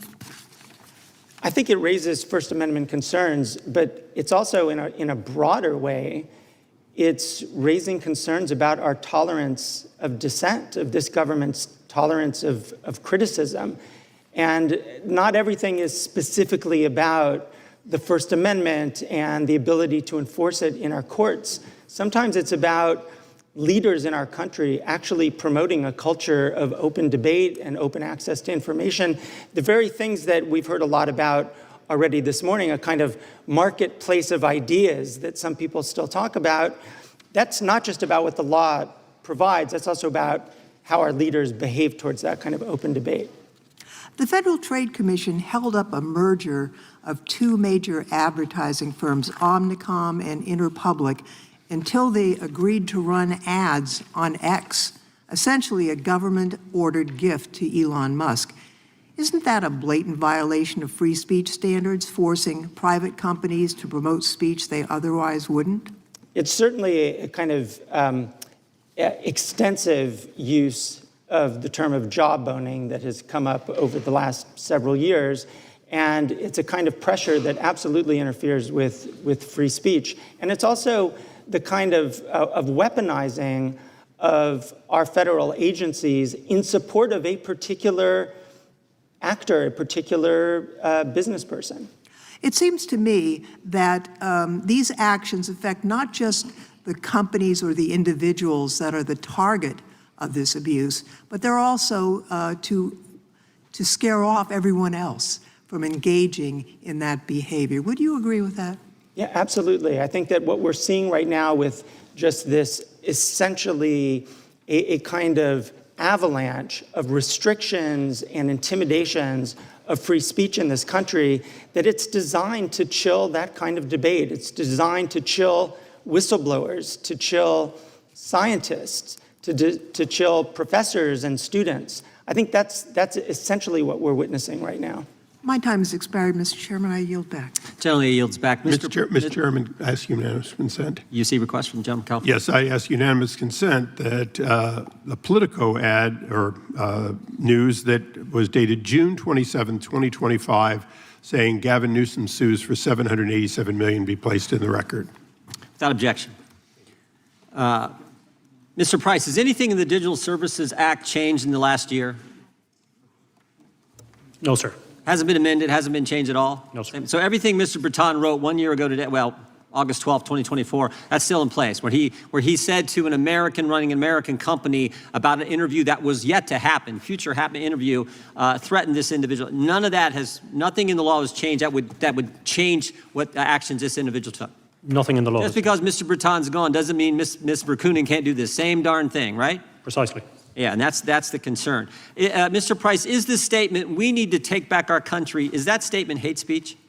We don't really know what hate speech is. It's so vague, and that's the problem with it. I wouldn't regard that as hate speech. Well, you may not, but the EU regulators do, because they had a workshop on May 25th where, this is part of our investigation, material we'd subpoenaed, they gave us this information, and they said it is hate speech. That's a concern, right? Yes, sir. And it could be made by an American and be termed hate speech, and there could be some ramifications for Americans' First Amendment liberties. Is that accurate? Yes, sir. Okay, Mr. Price, what's a trusted flagger? A trusted flagger is an NGO or a private organization that's recognized under the DSA, and if they identify or a complaint has been made... Wait. Recognized by who? Oh, the terms of the DSA. Oh, and the national regulators and the commission as well. Okay, and they do what? So they're recognized by the government. They're approved by the government. Yes, all right? And what do? If they identify content that they regard as illegal content, the companies have to give priority to removing that content. Oh, so people that the government approves tell companies what they can allow on their platform and what they can't, right? That's correct, sir. And the same people who approved these folks are the same people who conducted the workshop and said, we need to take back our country as hate speech. Is that fair to say? That's correct, sir. Yeah, and that's the concern. And what happens if these trusted flaggers approved by the government, the same government that says we need to take back our country as hate speech? By the way, I think that statement is made probably more by Democrats right now than Republicans. I think the head of the Democrat National Committee made that statement like 3 months ago at a big Democrat rally or something they were having. So the same people say that's hate speech, approve the trusted flaggers, who then tell the platforms what they can and can't have on their platform. And if they don't agree with what the trusted flaggers say, there's civil penalties. Is that right? Yes, sir. Both under national law and the DSA, investigations begin, and there's a whole process that can result in enforcement and then ultimately crippling fines for companies. And those crippling fines, those civil penalties can be what, 5%, 10% of global revenue, depending on the Online Services Act or the DSA? Under the DSA, 6%. 6%?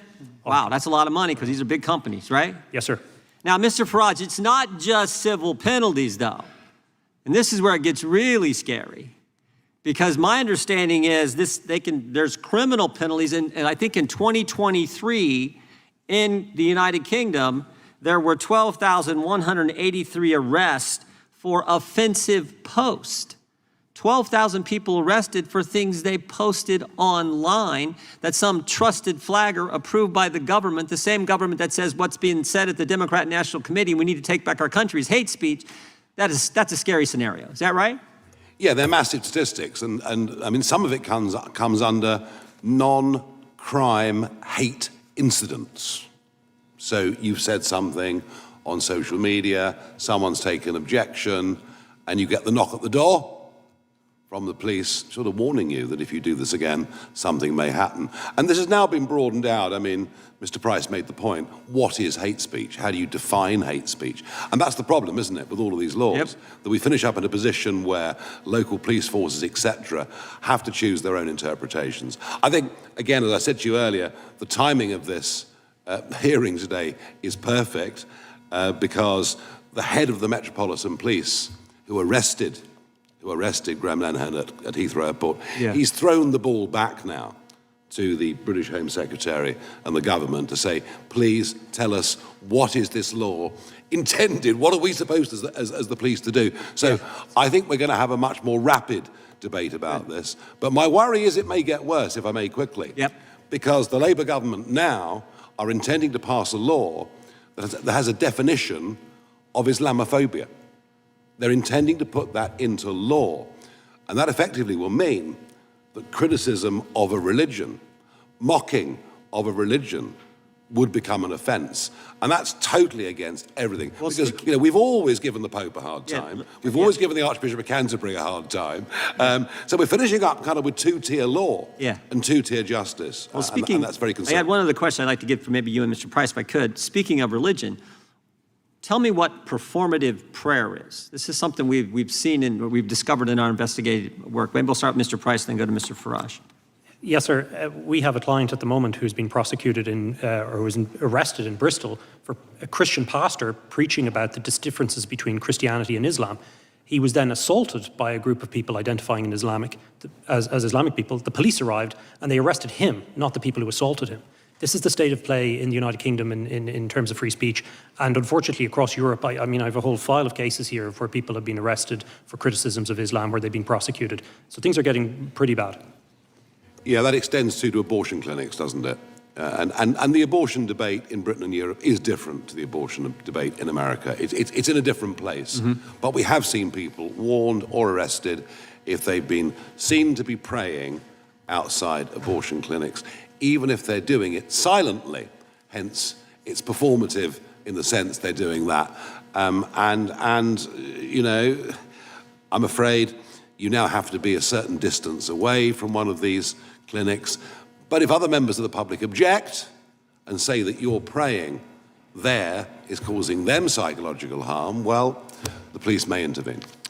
Thank you. Mr. Chairman, may I comment on one of these issues, just very briefly?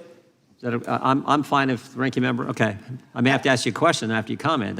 When you do that, go ahead. I realize I'm opening the door. Yeah. I just wanted to note on this question of what is hate speech. First off, the question of identifying hate speech is not something that happens in a vacuum. In the UK, in Europe, there are very strict rules around the definition of hate speech that connect it not merely to speech, but to incitement. So it's incitement to violence or hatred or discrimination. And I think that's just an important baseline point, that this isn't just about pure speech, it's about the kind of speech that might lead to violence. And related to that, when you mentioned this hypothetical of take back our country, and is that hate speech? My understanding is that that came up in the context of a hypothetical related to persistent harassment of a Muslim girl. And that was the hypothetical. And the question was, in that particular context, did that constitute a kind of incitement to some violence against this young girl? So I think it's important to put some of these kinds of abstract questions into that kind of context. Professor, did you agree with the Biden administration when they established the Disinformation Governance Board? I didn't take a position on that. I do think that disinformation is an issue that The government should be deciding what we can say and what we can't? absolutely not. Okay, well, that's good to know. I'll give the ranking member a little extra time if he so desires. With that, I'll recognize the gentleman from Tennessee. Thank you, Mr. Chair. And firstly, I was pleased to join on the Codell, and it was a very fine, good Codell. I appreciate the chair, my friend and my classmate from 2006. One of the things I found most heartening about the Codell, we had a tour of Parliament, and along with us were two conservative members who were, I think they were either in House of Lords, maybe one was in the Lords and one was in the House of Commons, but they talked to us about Magna Carta and about how it's the basis of our laws, and there was a copy there and copies here and there and whatever, but how precious the Magna Carta is. And they suggested to us that a legislator, this was in the House of Lords where we spoke, that a legislator is not somebody who votes. A legislator's job is not just to vote. A legislator's job is to stand up to an out-of-control executive. Very telling for British Parliament members to instruct us on what we should be doing, and I thank him for that. I'm a strong supporter of free speech and always have been, but I find this hearing a bit disingenuous because of the problems we have here in America. Free speech includes the speech of those with whom we disagree, people who say vile things, and in my case, I find racist and anti-Semitic and Islamophobic type speech is something I find foul, but it's protected by free speech and offensive speech as well. That does not mean that there aren't limitations, however, and speech can be harmful, dangerous, and infringe on other people's rights. It isn't a free-for-all, though. And the U.S. and our First Amendment does not have a monopoly on what constitutes free speech. There is speech protected by the First Amendment, like corporate political donations, which I think is misplaced and misapplied. And there are times when our legal system itself suppresses disfavored speech.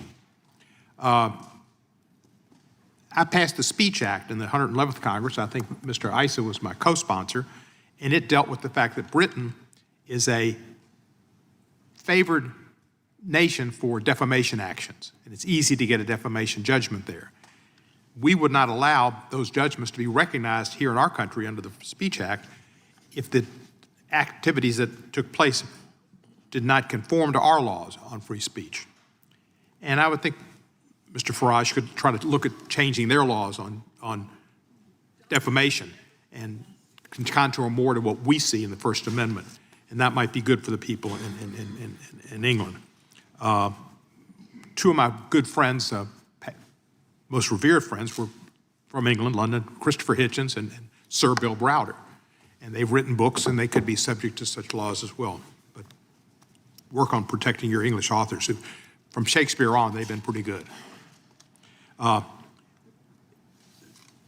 We used to be bipartisan in these efforts to look out for free speech, but President Trump has taken on free speech in ways that would never been thought about. And I think Mr. Lofgren brought some points to Professor Kay.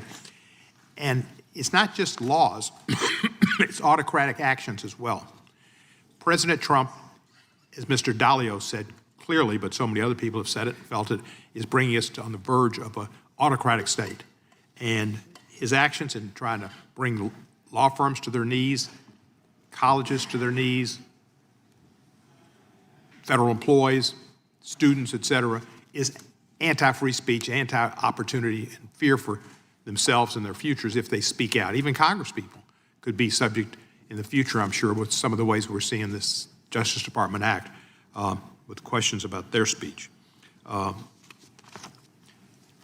president has sued every broadcasting company almost, and they've gone after CNN, they've gone after NBC, and they pick some of these fringe people to pick on the Ukrainian president about his attire. It's bizarre what's going on in our country, and I'm concerned. They try to silence and shake down those who don't conform to whatever the president thinks. We need to understand that his review of the Smithsonian exhibits and other African-American museum and saying there was too much emphasis on how bad slavery was. I don't know how you could find anything good about slavery, and Edwin Starr, who's a singer, would tell you, slavery like war, there's absolutely nothing good about it. So we shouldn't be trying to. Professor Kay, How would you compare, from your expertise, how we evaluate and compare with relative states of freedom of expression written in the United States? Where do you see the comparisons? Well, I think right now we're at a very dismal place in the United States, but I do think that it's also worth thinking a bit about some of the issues that Mr. Farage raised. So, for example, he mentioned the issue of a law against Islamophobia, but there's also a lot of discussion about laws against anti-Semitism and against other attacks on people on their status, on the basis of their religion and so forth.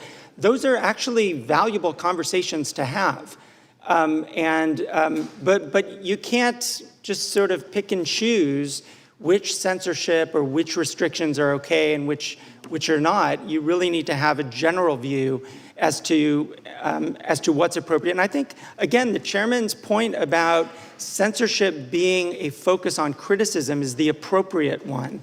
And to the extent that we can make that comparison, which country is really doing more, or which countries are really doing more to tamp down, to silence critics, that's the harm to our democracy. And right now I see that more in the United States than I see in Europe or the UK. Thank you, Professor. And I'd just like to say to you, welcome. I have a lot of British friends and respect for Britain. I have a great time when I'm there, but I'm happy we won the war. The gentleman yields back. Gentleman from Arizona is recognized. Thank you, Mr. Chairman. The statement that Trump is bringing us to the edge of being an autocratic state in and of itself disproves the premise of that statement. Think about that. It's absurd. Under the First Amendment, the general proposition is that government should not be regulating the content of its citizens' speech. You have the opposing idea that it's the responsibility of government to decide not only what its citizens should think, but what content they are allowed to see and engage with. To some, the reality of the government regulation of speech may sound like it's a distant, authoritarian notion that won't come to the United States of America, but I would ask you to just think back again.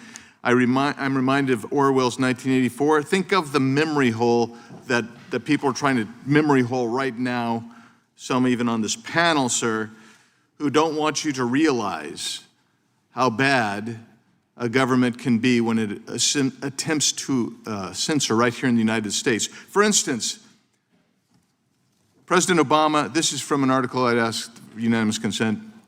President Obama has been the most aggressive administration in history, not only going after whistleblowers, but after pursuing reporters who write their stories. How about this one, the Biden legacy?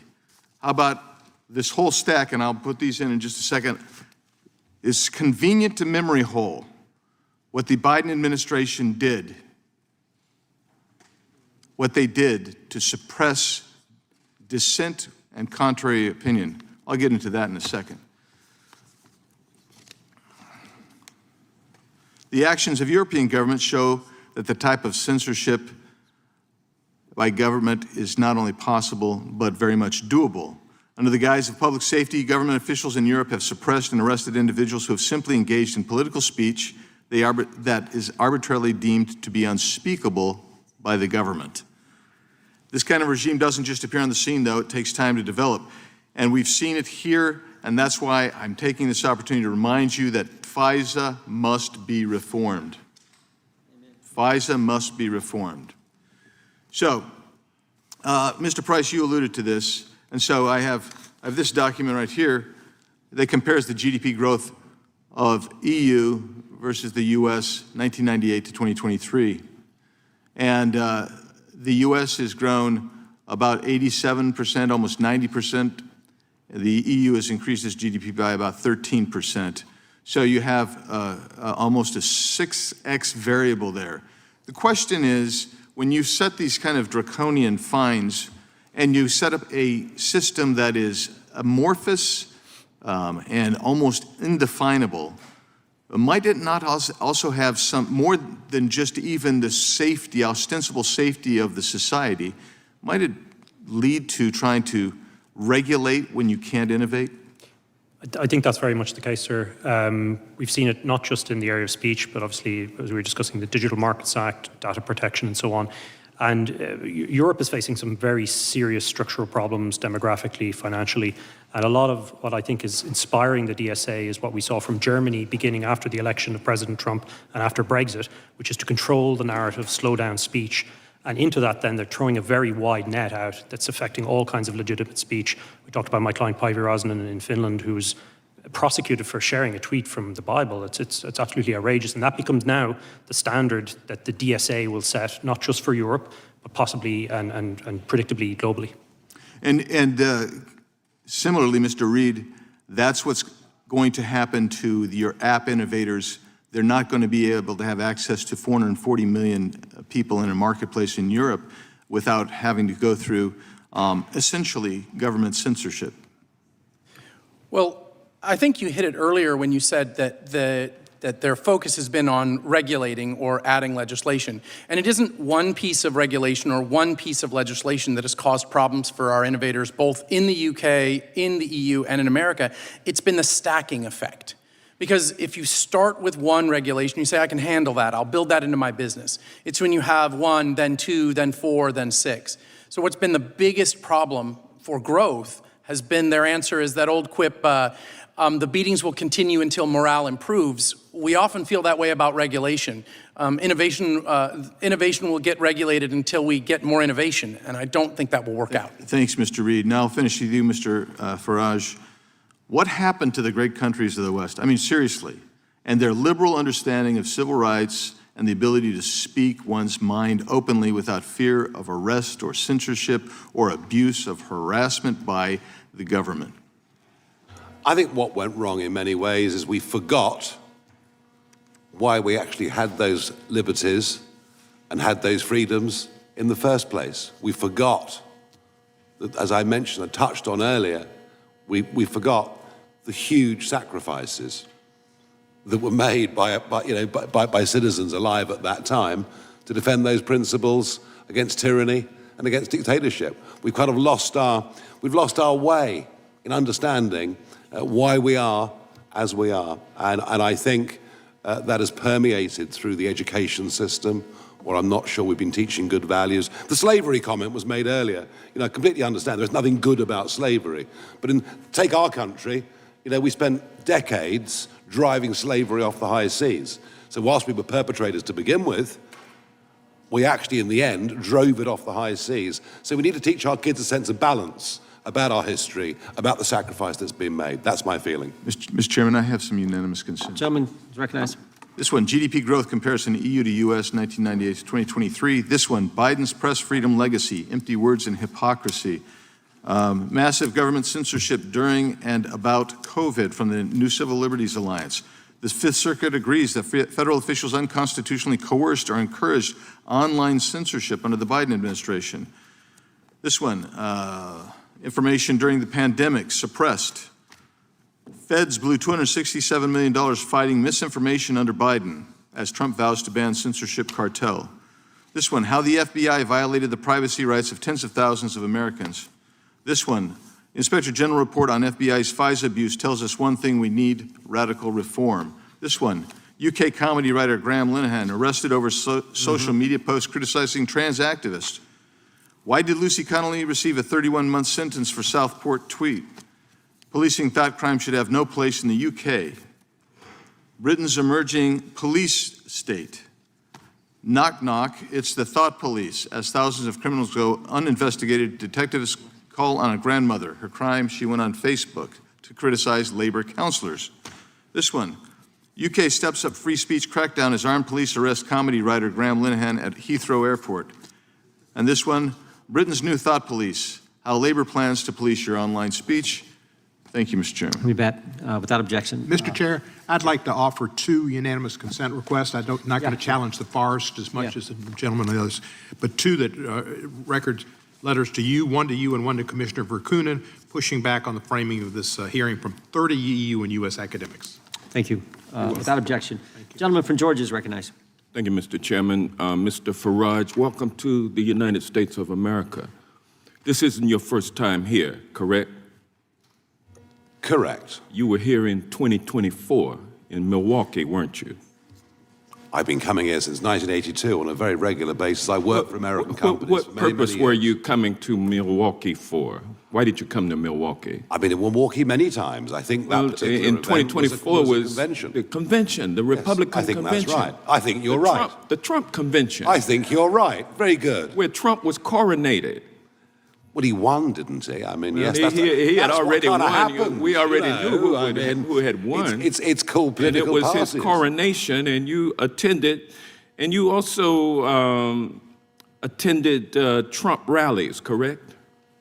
I've attended lots of Trump rallies. Make America Great Again rallies, Yes. many of them. And you Upbeat, publicly, optimistic, happy, you- wonderful, joyous you events. publicly yes. endorsed I've his, thoroughly enjoyed them. I've even spoken of you a couple. endorsed him for president, and you attended his election night watch party.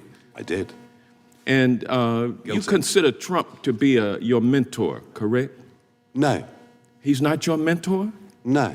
but he Sorry. is somebody who you want the support of, and you have the support. Yes, of. I do. I think he's a very, very brave man. Because And you I think are his view getting of the ready to world run for Prime is, Minister of Great Britain, correct? Oh, I've been trying for years, yeah. And as it stands right now, you head up a party. How many seats in the Parliament are there? 651, if you include the Speaker, that is. 650. Yes. And how many are a part? How many seats does your party hold? How many seats do the opinion polls say we're going to get next time? Is that your No, question? I mean, oh, I the see. numbers don't lie. You only have 4 seats, right? I'm afraid so, yes. And so you are indeed the leader of a fringe party.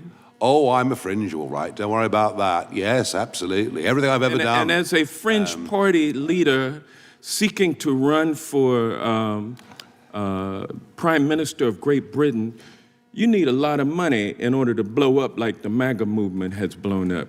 What you need is a message of truth and a message of hope. And Well, you need money also, right? Money's helpful, but it's not the primary thing So you the need. first no. thing that no, you're came wrong. out of the first thing that came out of the chair's mouth this morning during his opening statement had to do with Elon Musk.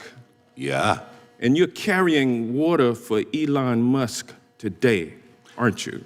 From what I can see, Elon Musk is abusive about me virtually every single week. But it's a free country, so I mean, but you he's never entitled stop to do that. trying to ingratiate yourself Wrong. with him. Wrong. Well, I mean, No, wrong. You are familiar with the No, fact. wrong. I have. You are familiar with the I've had fact, public- Mr. Farage, I have had a that public fallout with Elon Musk. that Donald Trump's campaign benefited to the extent of $250 million from Elon Musk. Well, I mean, how much? You are familiar with that, correct?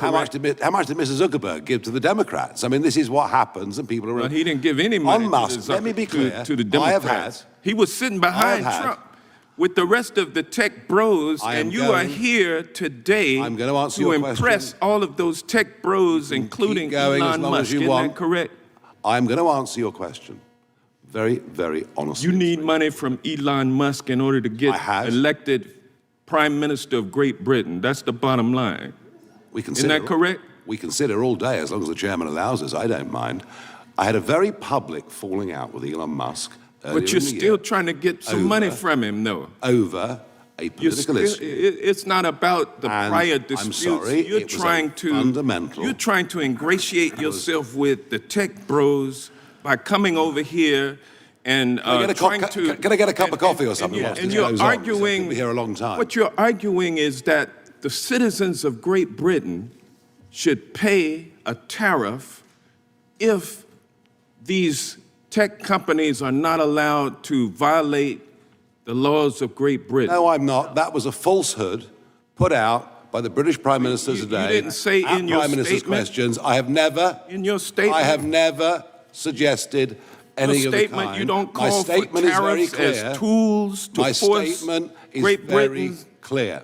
My You- statement is very. You are not It calling might surprise for, you. You are not Mr. calling Johnson. for It might surprise you to know tariffs and that, trade that sanctions. trade, you may not know this, but trade between our countries is actually rather important. You are the biggest investor in our country, and we're the biggest done- investor what in you've yours. done is And- come and over Time of friends- the here. gentleman from and Georgia has friends- expired, but the what you- gentleman What you've be able done, to say sir, is some kind come of here response. to the United Regular States order, to Mr. argue Chairman. The that time- your He's been citizens rude, should he's been pay a disgusting, tariff. he's been hilarious. Hang on. No. The gentleman's time has expired.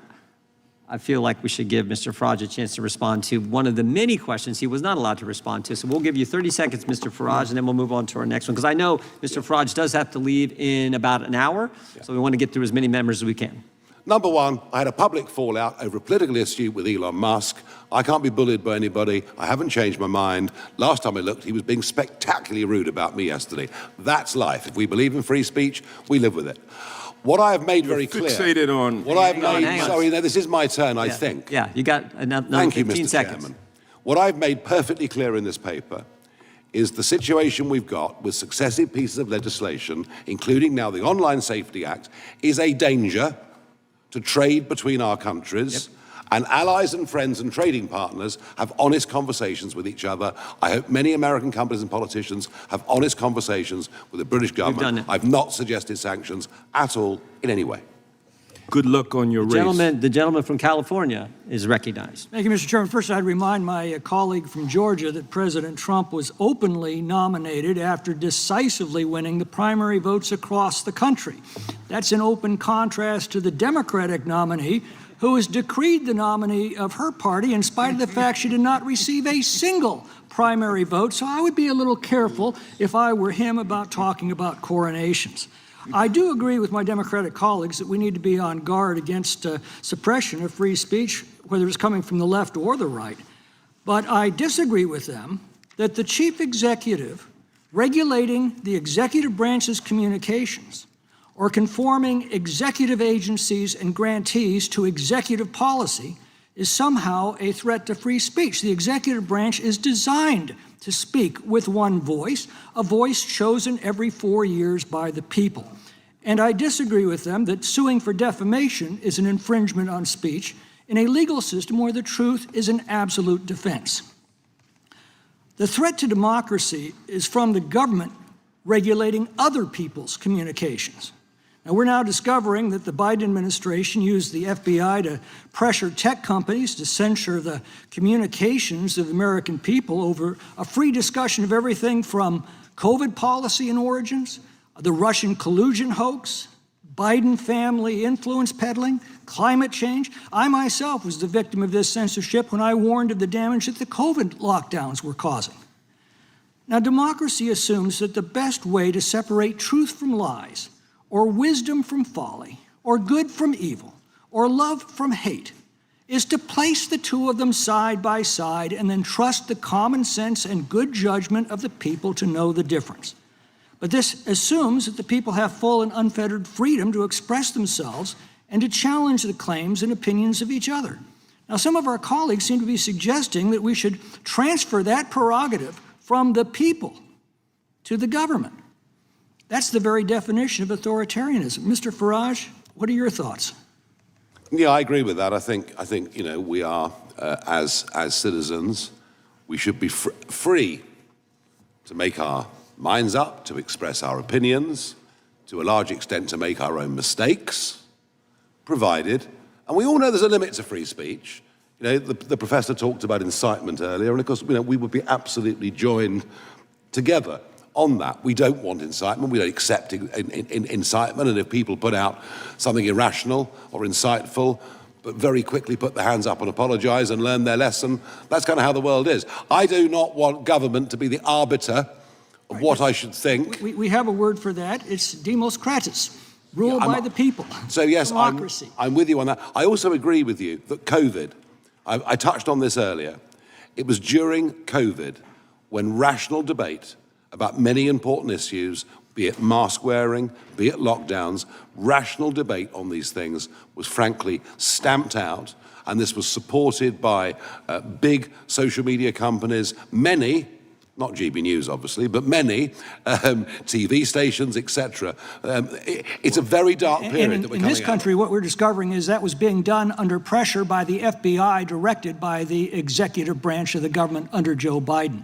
But just briefly, how did this happen to the UK and the EU, and what lessons should we be drawing here today?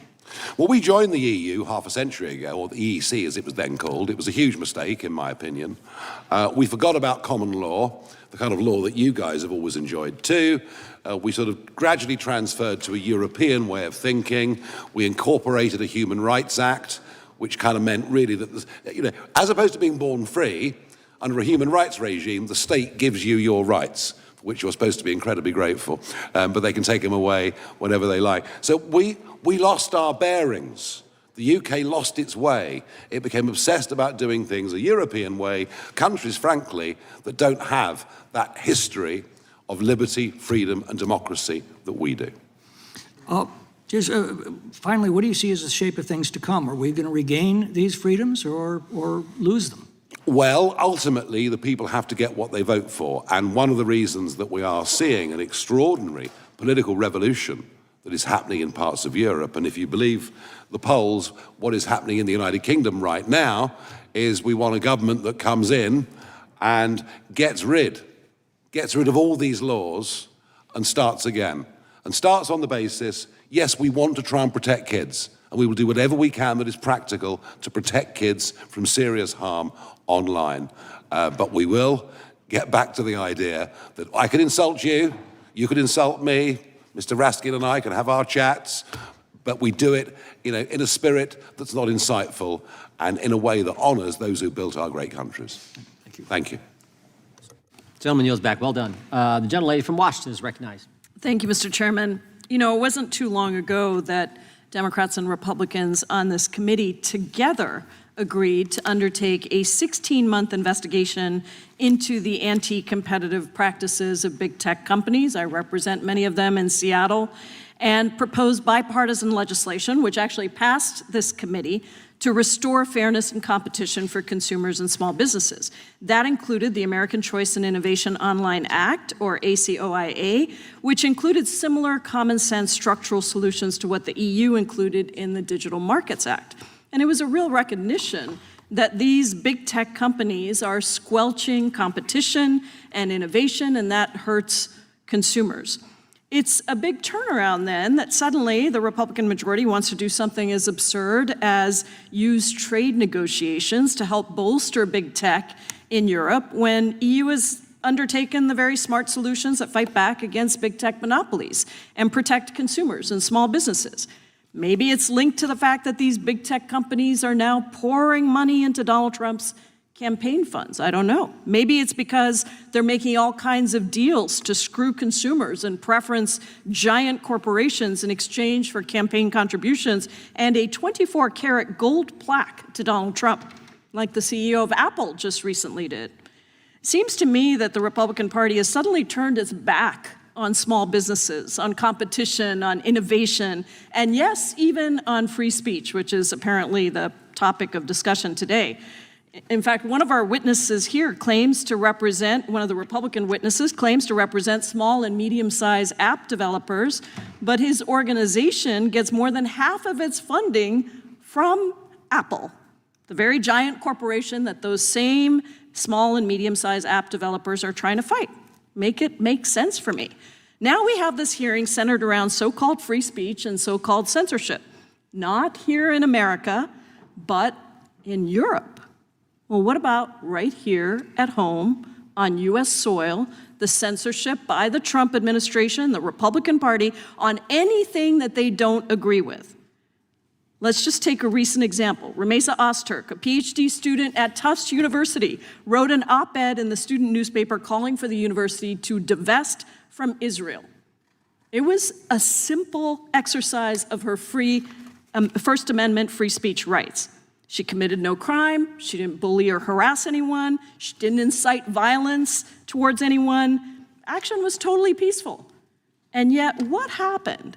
In March, the Trump administration revoked her student visa, sent masked men to kidnap and disappear her, forcing her into an unmarked car, and detained her for 45 days. Professor Kaye, how does this kind of abuse, utilizing the immigration system, in this case for now, can extend to U.S. citizens, to green card holders, to anyone else, how does this hinder the free speech rights of all Americans? Well, we've seen already that American citizens have been caught in the enforcement of immigration laws over the last, and outside of the immigration laws over the last several months. But I think we can look at it from two perspectives. I mean, one is it's a clear violation of a student's free speech right, as you just explained it, when they're detained and set up for deportation solely because of an op-ed that they wrote. But it's also an intimidation for anybody who would write anything further. Anybody who's in that same kind of visa situation now is not going to be writing that op-ed. And that's not just a harm to them. That's not just chilling their speech. That's also a harm to all of us who would benefit from hearing those kinds of views. In fact, right now, the Trump administration is reviewing all social media of visa applicants to see if they've posted any anti-Trump or pro-Palestinian sentiments. How does that affect our free speech rights? Well, it's the same answer. It's a deterioration of our public debate in this country. It's exactly this kind of, I think that Mr. McClintock had said before, putting side by side different ideas, and that's an interference with that. So quickly, another example. In June, a Spanish language reporter named Mario Guevara was live streaming a gathering of Americans protesting against Trump's immigration policy. The police arrested him on bogus misdemeanor charges that were later dropped. A few days later, he was detained by ICE. Now we've got a government that arrests a student for writing an op-ed, filters the speech of visitors, and arrests a journalist for covering a protest. How does that compare to free speech practices of other countries? Well, it does compare with authoritarians who regularly use law enforcement in order to transform journalism into a crime. This is a major global censorship problem, and we're seeing it in Georgia. And we see it in this context that is not just a one-off. It's part of, I think, a systemic approach to a free media in this country. That's one, and perhaps the harshest example, because I understand that the journalist remains in detention, but it's part of a systemic approach, I think. Similar to Russia and China, places like that. Mr. Chairman, I yield back. I have some unanimous consent requests. Do you want to go now, or do you? Yeah. All right, go ahead. Thank you. I ask for unanimous consent to enter into the record a letter from the Open Markets Institute. Without objection. Another one, a letter from the Tech Freedom Association raising concerns with the FTC's inquiry on censorship. Without objection. And a final one from I think it's the App Association, and it's titled, Apple is Top Funder of Lobby Group that says it represents small developers. Yeah. Without objection. If I could, I'm sorry, Mr. Chairman, I have one more here. Okay, go right ahead. This is an article entitled, The False Choice Between Digital Regulation and Innovation. Without objection. Thank you, I yield back. Quickly, Mr. Reed, is your association fighting Apple? Pardon me? Is your association fighting Apple? Fighting Apple? Fighting Apple? We disagree with Apple on multiple issues, as well as for all of our sponsors. Our membership is the small businesses that many of you have met when we've had our fly-in every year. Okay, great. Seems to me your association uses Apple. That's where your apps go. I don't think you're fighting Apple. The gentleman from Wisconsin is recognized for 5 minutes. Professor Kaye, was the Centers for Disease Control correct in 2020 about the handling of COVID? You know, the chairman laid out all the things that we now know are debunked. Was the Center for Disease Control correct in how they went about their business? I'm not a scientist, so I can't speak to that. I mean, I remember the time, like we all did, a time of great fear as shutting to what down was happening. schools, things like that have set kids behind. See, because it's to Representative McClintock's point that wouldn't this administration want to change some people that you talked about that are in the Department of Health Services? Shouldn't they change them if they were wrong about really the seminal issue that has come before this generation? Shouldn't they change those people? Well, that's just not my understanding of why people have been. Are you familiar, Professor Kaye, with the case Berenson versus Biden, which is a censorship case where Alex Berenson, a reporter, was deplatformed on Twitter? I'm not familiar with that one. I would suggest that you take a look at that because the Biden administration weaponized themselves against Mr. Berenson and stifled his speech on Twitter. What college are you a professor at again? University of California, Irvine. How many classes are you teaching this semester? This I teach one class right now. One class this semester. Mr. Farage, I want to thank you so much for coming to the great state of Wisconsin, of which I represent part of it, including Milwaukee. I hope you had a good time there. I've always had a good time in Milwaukee, no question. Wonderful breweries, friendly people, love it. You're welcome back anytime. I want to thank the ranking member for giving us a tutorial on free speech. Mr. Farage, did you instruct anyone on this panel, including the chairman, to instruct us to stifle the ranking member's speech? Did you? No, absolutely not. Of course not. Can you comment on the key issue before the far right that we heard about earlier? What is that key issue in Europe right now that the far right is heavily engaged in?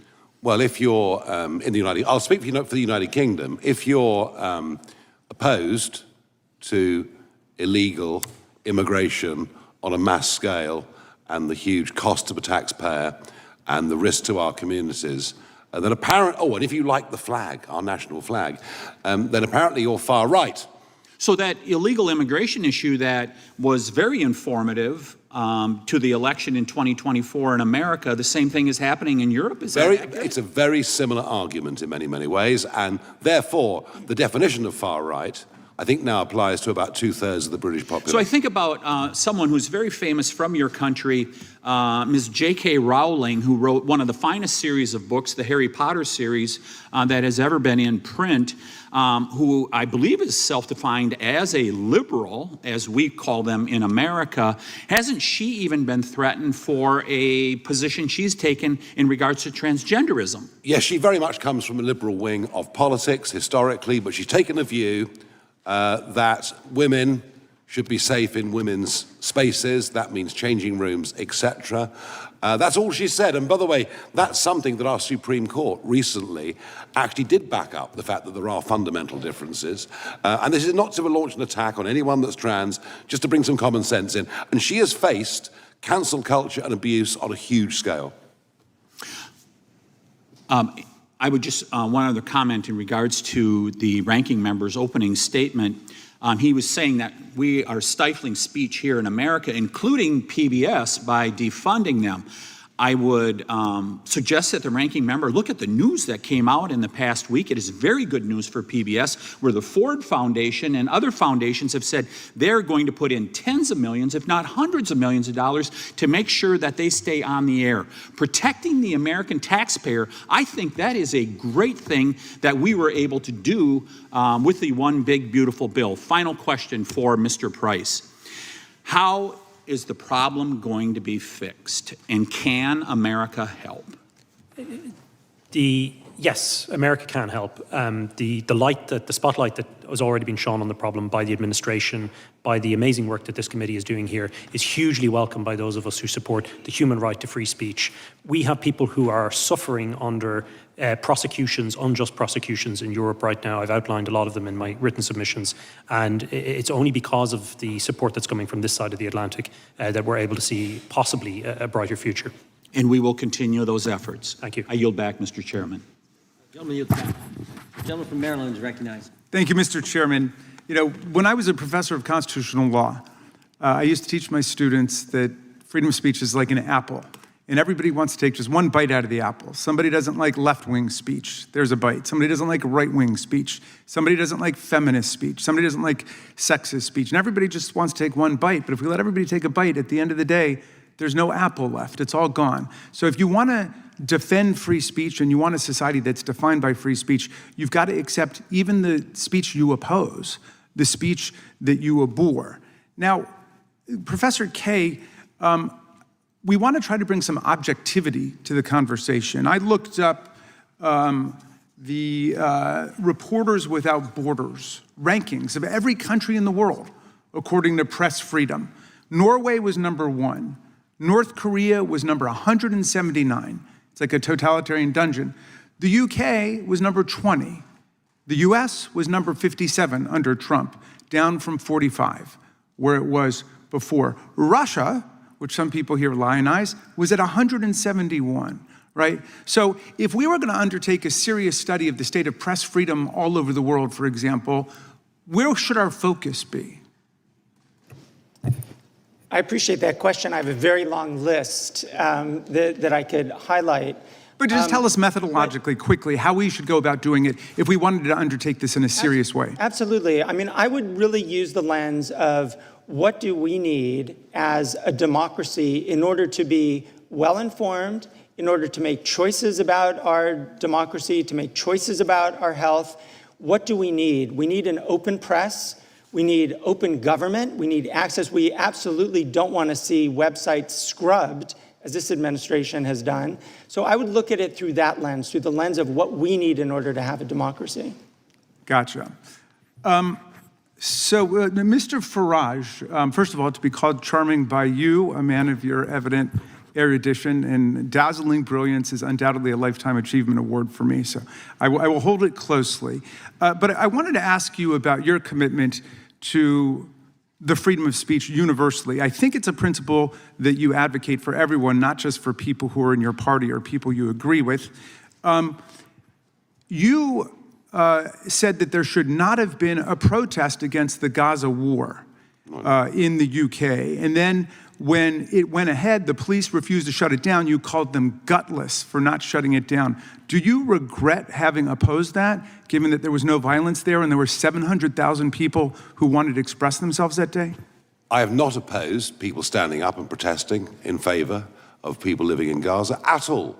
There was one particular day, and it was the Sunday nearest November the 11th, which was when we had big memorial services in London, and I think a march being allowed to go ahead on that day would have been a mistake. Any other day, fine. Oh, I see. Who gets to decide that? Well, I think actually something that is embedded in the country, something that is absolutely fundamental to vote. That's why we have a written constitution. You might take that idea back to the UK with you. Well, because the freedom of speech applies 365 days a year here under the First Amendment, not 364 or 363, depending on some politicians heckling the government and telling them to shut down free speech. We have allowed mass pro-Gaza demonstrations in London, weekend after weekend. No thanks to you. All right, let me change. This was let me try another one. Sensitive day. That's all. I got you. It was a sensitive day. And I thought that's what the freedom of speech was about. You have a right to engage in speech that other people consider offensive or insensitive. But in any event, you've made yourself clear, Mr. Farage. 64 days a year if they want. You've made yourself clear to your constituents in Claxton today. Let me ask you this. You've banned journalists from your political events that you disagree with, haven't you? No, in fact, I'm the only political Really? leader At your in Britain. convention, you didn't ban journalists and revoke their credentials? You know, I take, the average press conference, I take 25 questions. No, that wasn't my question. Mr. Farage, we're politicians, so we see what you're doing. I'm asking you a direct question. Well, thank you. I'm very pleased I'm you asking do. you a direct question, and I hope you can answer it. Why do you ban journalists who oppose your views from coming to your events? Why did you tell your party, why did you tell the local government not to do interviews with your local newspaper? I'm the most open person to any journalist. Undoubtedly, you're the handsomest man in the world. But I'm asking you a different question, okay? That's not my question. My question for you is, and it's legit, why do you ban journalists that you disagree with from your political events, like from your convention? I don't. Okay, and you say you've never done that? I can't think, if I go back the last 25 years, I can't think of banning anybody. But I mean, maybe somebody else did. But look, I see. It was somebody else who did it. I do more. I take more questions. All right. From journalists. Do you have all any the other objections? leaders added up together. Okay, Mr. Price, let me ask you. You're an honest man. Do you have any objection to the things you've heard about what Donald Trump is doing in the United States of America, going after law firms, for example, banning them from federal buildings and federal courthouses, stripping them of security clearance, saying they can never get federal jobs or contracts because he doesn't like something one of the lawyers at the firm did? Do you think there's a First Amendment problem with that, as our courts have found? There's a lot of information you've put into that. It's good to talk to you again after London. Yeah, have you followed that at all? I haven't. I have to be perfectly honest with you now. Okay, do you have any problems with anything Donald Trump has done with respect to free speech and freedom of expression in America? or you just haven't followed it? I'm not as well. There are plenty of people here better informed on American matters than I. And we are. So thank you very much. And Mr. Chairman, thank you for your indulgence. I yield back. I think the gentleman, my guess is Mr. Farage takes press questions probably as often as President Trump does. These are two guys who aren't afraid to talk to the press and take any question that comes to them. We've seen that display time and time again. The gentleman from California, Mr. Kiley, is recognized. Thank you, Mr. Chairman, and it was an honor to be with you and the ranking member as we had the chance to see firsthand what's going on in the EU and in the UK. Maybe this Raskin-Farage show could become a recurring event. It's gotten very interesting on both occasions. But I'd actually like to direct my questions to you, Mr. Price, at first. It's good to see you again. I think that those of us on the trip were really alarmed by the ways in which the tide is turning against free speech in the UK and the EU. And I think that there actually was quite a bit of bipartisan agreement among the members of our delegation on a number of these issues. So I was hoping you could give us a little context of what you think explains this. And I think that we understand that not every country needs to have has a First Amendment or needs to have the exact same standards or the exact same exceptions or the exact same ways that the law is applied. But we've always, I think, felt it important that we have an alliance with our European allies around the issues of freedom that stands in contrast to authoritarian regimes around the world, like in Russia, like in China, places where they don't have free speech. And so to the extent that these values are fraying among our allies, then it really harms our ability to stand up for the values of freedom around the world. So what do you think is going on? How can we sort of strengthen our alliance with our European allies around the issue of freedom of speech? Thank you, sir. Well, what we've seen, sadly, over many decades, and it's accelerating, has been a consistent use of overbroad, vague laws to crack down on speech that's regarded as provocative or unorthodox. And I can give you, and I have given examples of the clients that I'm involved in representing, where they've been simply speaking about their faith publicly or where they've been offering to talk to people. So things have reached a crisis point, though, and this is why I think it's important that Vice President Vance and the administration have intervened. And one thing I would say, without divulging any contents of conversations, but Representative Raskin and I had quite a good conversation about just how bad things had become in Europe. And I agree with you. I think there is a bipartisan realization, certainly on this committee, and I commend the work that it's doing, about the nature of the problem in Europe. With the DSA, though, we find then the European Union stepping into speech, regulating it, and bringing that restrictive model global. And this is where I think really the work that's been happening here is crucial, because we can't allow that to happen, because we're going back to COVID-style censorship all over again.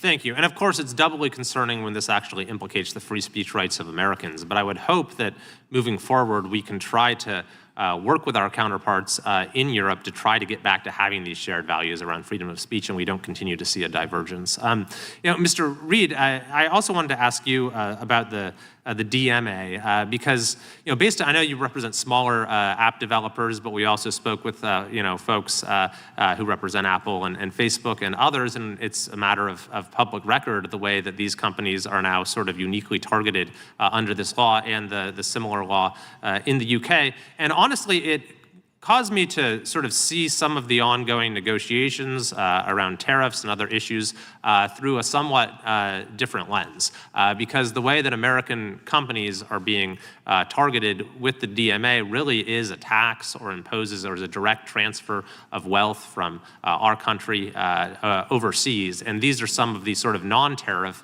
barriers that American countries are now facing. So could you give me your perspective on that and the DMA more broadly? Right. It's ironic that, as you say, it's a non-tariff trade barrier, but the ultimate biggest loser is usually the smaller and medium-sized companies. Earlier, we heard a member of this committee just talk about bills here in the United States. The irony of those who supported those bills were also billionaire companies. We joked about the fact that it was the trillionaires versus the billionaires who went to war. And the problem when that happens, if any of you run a small business, is the small guy gets crushed. And what's happening with the DMA in Europe is their desire to put pressure on the U.S. companies means that there are fewer services, fewer features, and less trust are available for the smaller businesses to take advantage of. And that's how we get crushed, and that ends up being a, as you say, a non-tariff trade barrier, because it puts the very companies that could compete with these giants at a disadvantage when they have to meet those new tests. Thank you. And I think that this is going to be an important issue for us to remain focused on as to how we can alleviate these barriers that our companies are facing that honestly are hindering innovation in Europe as well. I yield back. Yield back to the chair. Real clear on the most recent situation. Maybe I'll direct this to Mr. Farage. So Graham Lineman is an Irish citizen who posted something while in America and then gets arrested when he goes to the UK for some, quote, offensive post online. Is that accurate? That is absolutely right. Yeah, that's where this is all headed. That's exactly where this is all headed. The gentleman from California who accompanied us on the trip, when we were so glad that he did, is recognized for 5 minutes. Thank you, Mr. Chair, and I also appreciate being invited on a trip and spending time with you and our ranking member, Raskin. Very informative. Interesting looking at the DMA, winners and losers, unintended consequences. According to a recent report commissioned by the EC, the future of European competitiveness, only 4 of the 50 top tech firms in the world are actually in Europe. As a Californian, I found it very interesting that a lot of the European entrepreneurs move out of Europe, move to the US, specifically California, to grow, and then possibly move back to Europe. I'm a Californian, so the health and welfare, the interests of California firms is interest to me. And seeing hundreds of millions of dollars in fines under DMA's nebulous violations being levied against California firms, money that could be best spent on R&D in many ways, is very bothersome. I care about encouraging California entrepreneurs. We have the most successful entrepreneurs in the world today, yet they are essentially being targeted by the EU and other foreign regulations. California, this money is better, again, invested in creating jobs in California. And by the way, a lot of these firms that are actually being fined actually pay taxes in California. Today, California recently passed up Japan to become the 4th largest economy in the world. California is the number 1 producer of ag products in the world, number 1 in terms of venture capital in the US, number 1 manufacturer. We pay $100 billion more to the US federal government than we get back on an annual basis. So despite all the challenges we have in California, we actually know how to do it right. And surprisingly, our workforce, visa holders from other countries, workforce, undocumented workers from around the world that actually harvest their crops. Manufacturing, we are the top manufacturer in the United States in terms of state. A lot of undocumented workers there. So California, we actually can manage pretty well. The best managed state, I would argue, in the union. So Mr. Reed, I'm gonna ask you, given your association with these small firms, how is the DMA affecting our California firms as they try to grow in the European Union? The ex-ante regulation creates barriers of entry. What do you mean by ex-ante? Explain that to me. In simple terms, it means that the European Union is determining the behavior before the bad act has happened. It's before it happens. So they're fining before the actual behavior? They're not just even fining, they're setting the rules by which you could be fined. The best way to think about it is they're saying, "Mother, may I?" If you remember the game Mother May I, they are asking companies to go forth and say, can we do this? And then the commission says, well, yes, you can, or yes, you cannot.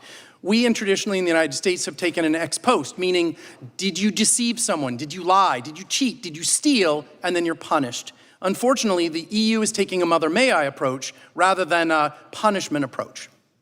And that harms California businesses because it makes it a lot harder to get in the door. Mr. Price, you're from Irvine. Sorry. Yes? Mr. Price? Yes. Tell me a little bit about Irvine. California firms and how the DMA. Well, Irvine, by the way, a lot of biotech, high tech. I think you might be referring to Professor Kay. Mr. Kay. I'm sorry, go ahead. Mr. Kay, Irvine. Yes. Yes, I teach at the University of California at Irvine. I actually wanted to respond to two of the points that you're making, in part because... You got about 20 seconds. Go. Thank you.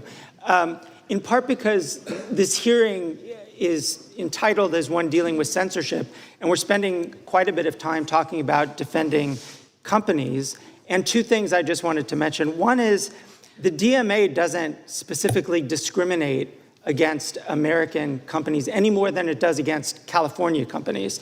And the second is that I think it's important to think about the other... Mr. Price, what would you say to that? In relation to discrimination, yes, they've designed the rules in such a way that they almost perfectly encompass American companies, particularly under the DSA. So if you're setting the rules and they just happen to throw a net over a particular target group, I think you can legitimately infer from that that that was the intention. The intention was discrimination? The intention is to throw a dragnet over U.S. companies and turn them into a... The intention is discrimination against American firms. That's precisely what the outcome is. Thank you very much, Mr. Chair. And before I yield, I also have some articles I'd like to submit for the record, if I may. Yep. Letter by Chairman Fitzgerald and myself to President Trump, dated April 9th of this year, outlining our concerns with the Digital Marketing Act. Second, report by European Commission, dated September 24th, the future of European competitiveness, which is failing to translate into innovation. Third article, statement by the Chamber of Progress, dated February 10th, how Digital Markets Act has become Europeans' digital curtain. Number 4, article by the Information and Technology Foundation, dated June 30th, 6 ways the DMA is backfiring on Europe. 5th, article Washington Examiner, July 28th, EU regulations impose heavy costs on U.S. companies. Finally, article in the Journal, Wall Street, the tech industry is huge and Europe's share of it is very small. Thank you, sir. Without objection, thank you. Gentleman yields back. Gentleman from Texas, recognized. Thank the chairman. I thank you for holding this hearing. I thank the witnesses. Mr. Price, you referenced Päivi Räsänen earlier, correct? Yes, sir. Can you just real quick, in like 30 seconds, give the quick summary of what the facts are behind that issue with respect to why she is facing prosecution despite having served in Parliament and I believe as a minister in the government?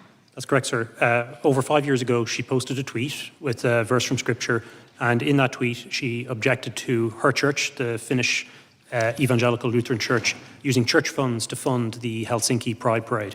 And for that, then, criminal proceedings were launched against her. And she's been dealing with that for 4 to 5 years, correct? That's correct, sir. Her case is before the Supreme Court at the end of October. Facing jail time. Facing significant fines. And for having expressed her faith with respect to issues involving marriage in the context of a Bible verse, correct? That's correct, sir. And so now we've got, as the chairman illuminated a moment ago, we've got this issue involving Graham Lanahan, who here in the United States made a joke and then is arrested in the UK, correct? Yes, he's being arrested, or he was arrested for comments that he posted while here. And that's correct, Mr. Farage, you agree? It is. And that joke had something to do with, as I've looked it up, trans-identified males and female-only space, and he made some joke about that issue. That's exactly right. And so we've got now someone being arrested for alleged transphobia or some sort of hate comment involving a joke on another continent. Now, in the meantime, we've had Mr. Farage talking about Lucy Connolly, right? And her fate, which I understand she got sentenced something like 31 or 32 months for having put out a social media post. Now, that social media post has been alleged to have tied to some incitement. She deleted the post. But the post was in response to violence, right? And on the heels of a whole lot of issues involving crime in the UK. Whatever the connection is, right, we're saying there is crime in the UK. Now, here's my question, Mr. Farage. how do you feel from the standpoint of borders in the UK? Are open borders healthy for either the United States or the UK? No, they're disastrous. And are they having a deleterious effect with respect to crime and culture in the UK? Yes, they are. It's been a debate that's been very difficult to have without being screamed at, but we are now having that debate. And so now we've got a moment here where we've got someone being put in jail for putting out something on social media that is allegedly transphobic. And so my question is, I wonder what's going to win out? What's going to win out when the questions of Islamophobia and the tenets of Islam mash up against transphobia? What will the determiners of truth in the UK government decide? What will those who make decisions about what we can say and what we cannot say do when these worlds collide? Would you have any comment on that, Mr. Farage? In the Lucy Connolly case, it's very interesting that this horrific murder of 3 young girls happened. The country was in very deep shock, very deep shock. The government deliberately withheld the truth about who the perpetrator was. And it led to a sea of speculation.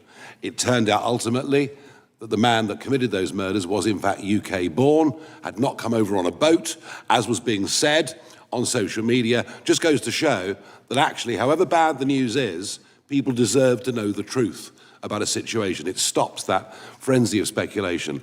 Who's going to win these great battles? I think that there is a growing, silent majority, certainly in my country, who object to the 2-tier concept that, Lucy Connolly gets 31. And by the way, there were mitigating circumstances for what she said with her own personal situation, but she's arrested very quickly. She's threatened that if she pleads not guilty, she'll go straight to prison and be on remand until the trial, and goodness knows when. We're not defending what she said, but she recognized her error, in a moment of anger and passion and upset, and she withdrew it 3.5 hours later. I think that the answer, Mr. Roy, is that the silent majority will win. The silent majority will win, good will triumph over bad, and common sense will be returned. It won't happen quickly. It won't happen quickly. As I've already outlined, there is coming down the tracks an Islamophobia law, which would divide speech even more widely than it is now. But in the end, common sense, decency will win. Is Sharia law consistent with Western values? No. Thank you. I yield back. Gentleman yields back. The gentleman from Florida is recognized. Thank you, Mr. Chairman. Mr. Farage, thanks for being here, coming across the pond. I'm sorry to hear you're leaving the hearing early.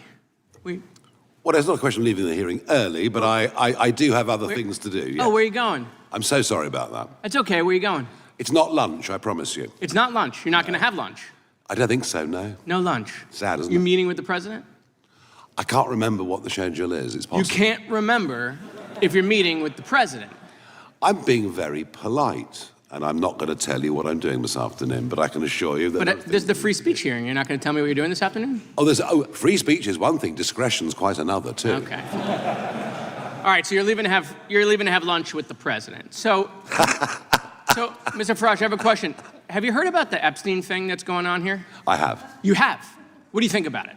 I'm not going to give comment on anything happening in America. I'm here as a witness. Perfect. I'm here as a witness. I'm here as a witness for what is happening in the United Kingdom and in the European Perfect. Let me just go through it. So it's been 9 months, right, since we've been meeting in these hearings.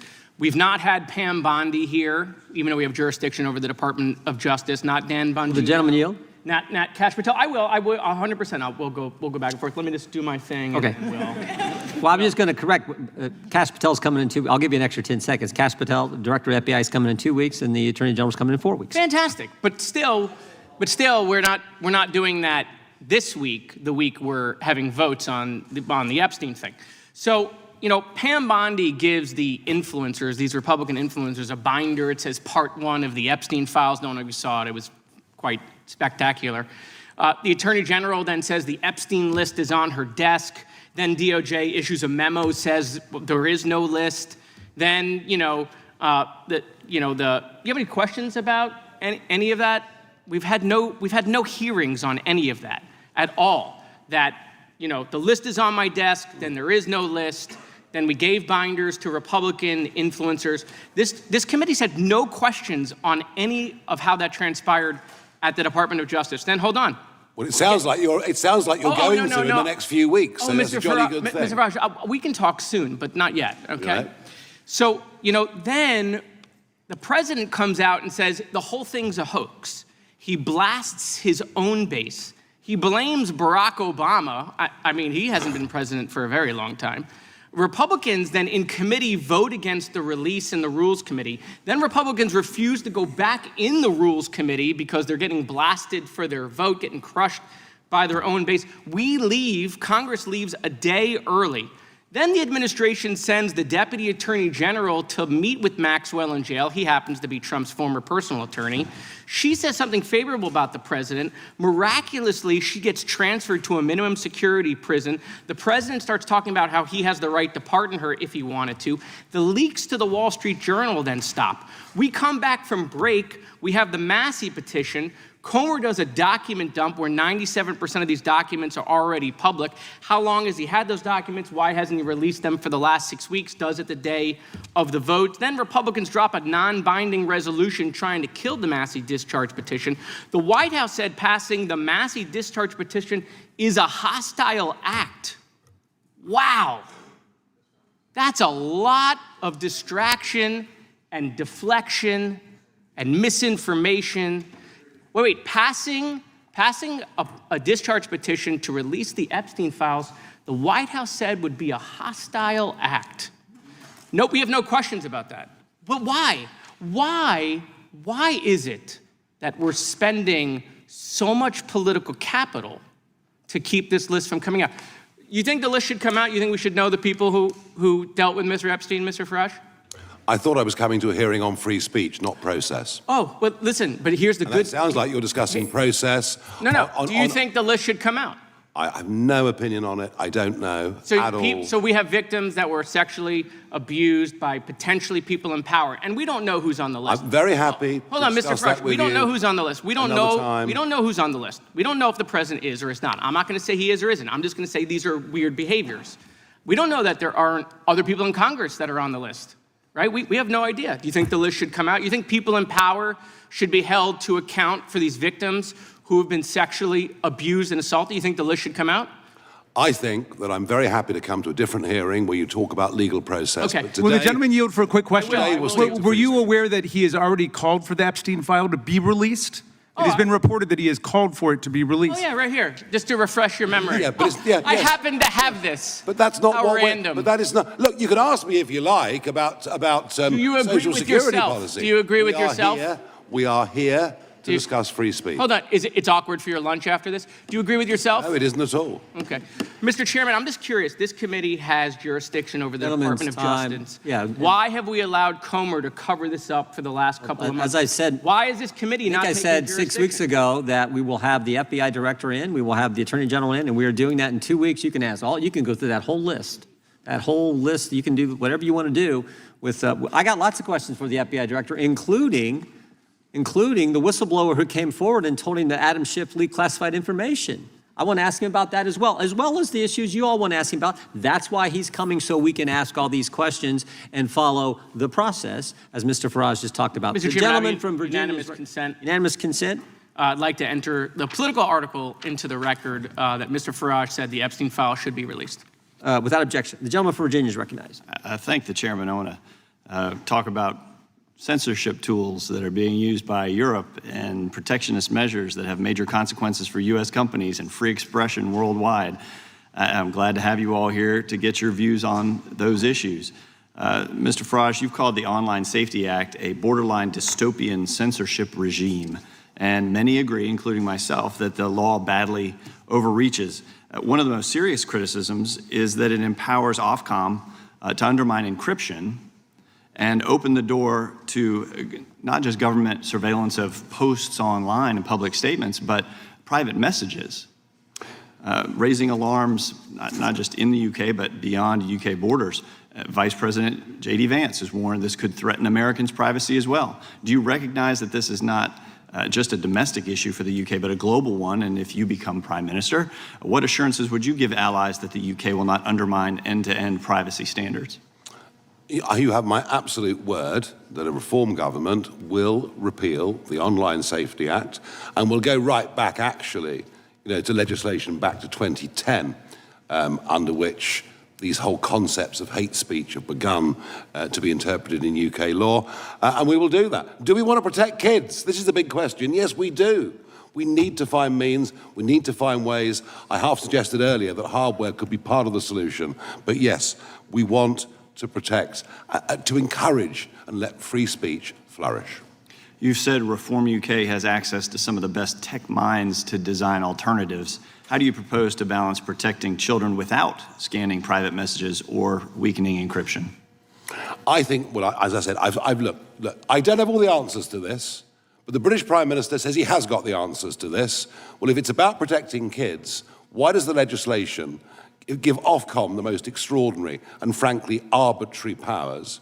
And why is there the establishment under the Act of an elite police force unit to monitor what is said online? So, it's far better to be honest and say we don't have the perfect solutions than to pretend we have with legislation that is a sledgehammer that misses the nut. Thank you. Mr. Price, the EU's Digital Services Act imposes liability for so-called systemic risks. How does that chill religious or political speech, and do you see conflicts with First Amendment principles? That's correct. The systemic risk provision, I think, constitutes a form of content moderation that they're misrepresenting, frankly, in their letters to you. Where the systemic risk provisions talk about, in fact, damage to what they call civil discourse. And we've already seen prosecutions, including clients of ours, who have been prosecuted for, among other things, praying silently, discussing the differences between Christianity and Islam, tweeting a verse from the Bible. So if these constitute systemic risks to civil discourse, the EU has the power in terms of this content moderation provision to step in. Damage to civil discourse seems a little broad, doesn't it? Absolutely.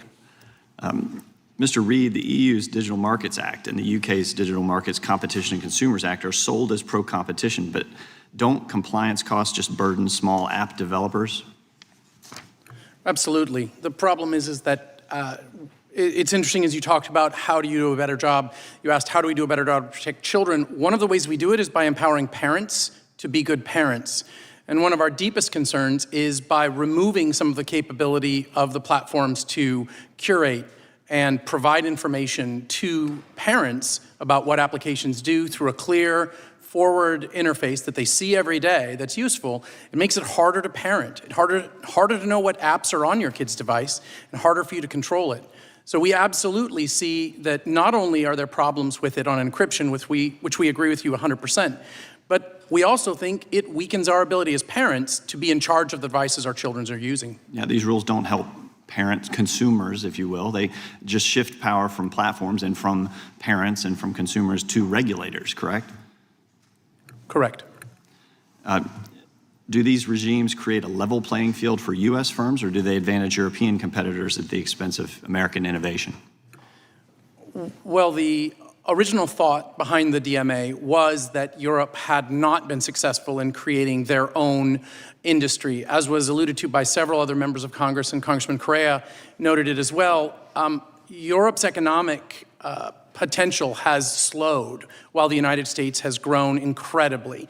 We've gone from almost equal in 2008 to a 50% increase in the size of the US economy between 2008 and now. And we think a lot of it comes from the small technology companies that have been creating amazing devices, amazing products, amazing applications that you're all using. And we are disappointed that, that there aren't the same opportunities for the US, for our EU members. Thanks, I yield back.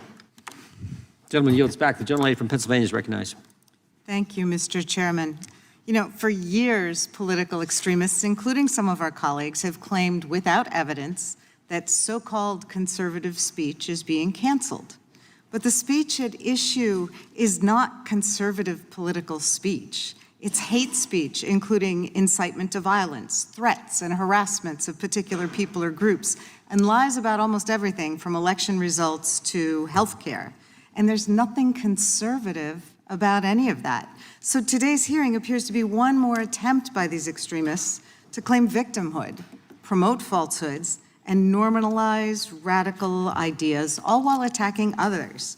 Today, our Republican colleagues claim that our European allies pose the biggest threat to Americans' free speech today. Seriously? There's an all-out assault on the First Amendment in the U.S., but it's coming from inside the House, the White House, the executive branch of our own country.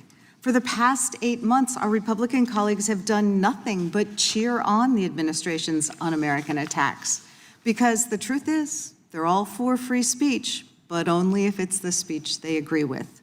I'd say if you really want to talk about censorship, let's talk about how this administration, with the support of our MAGA colleagues, has tried to strangle speech and ideas that it doesn't agree with when that speech comes from the free press, college campuses, law firms and judges, library books, the Smithsonian museums, responsible investors, scientists, dedicated employees with deep expertise, and more.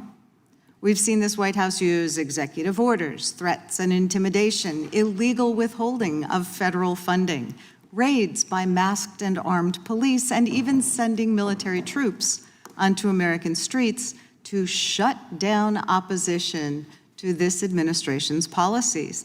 Professor Kaye, you are an internationally recognized expert on freedom of expression and have studied the growing assault on free speech and civil society around the world. In your testimony, you said that the situation in the U.S. raises serious alarms. Can you elaborate on that? Yes, well, thank you for the question. Everything that you just mentioned is alarming. The assaults on the press, on universities, on public protest, all of those things, I think, are the kinds of things that historically the United States has fought against. So all of those things are very problematic. And I think that one way to think about them, perhaps, and it's useful in this committee, actually, in the context of this committee, is to think of those things that the Trump administration is doing as a contrast to something like the DSA, right? So the DSA sees a problem, which I think is a problem shared or perceived on both sides of the aisle, which is massive platform power and also the kinds of content that you alluded to. But the DSA doesn't create any new rules that allow either the European Commission or countries to censor. It is a transparency regime. It's a risk assessment regime. It's actually researcher access. It's actually a tool to give us information about what's happening online.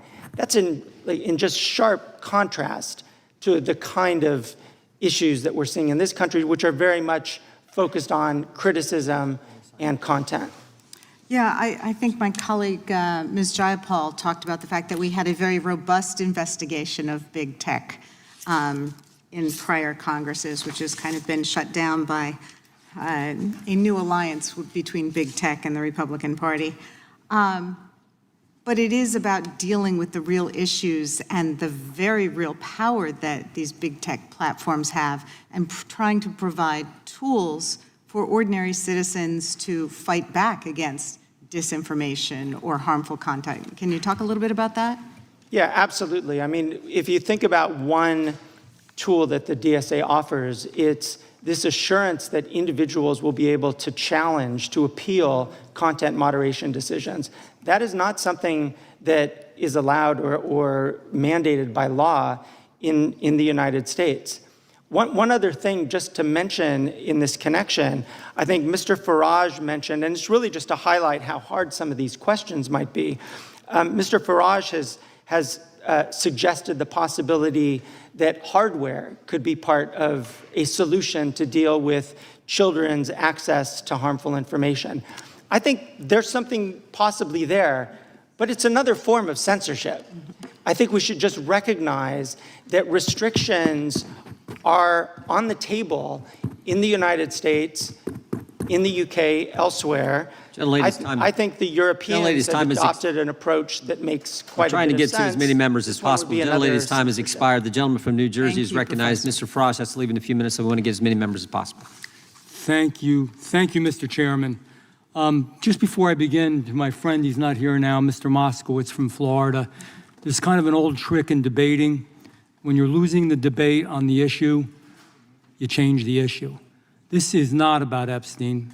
It has nothing to do with that. And as the chairman so correctly said, the Attorney General is going to be here, the FBI Director is going to be here, and we can talk about it till the cows come home.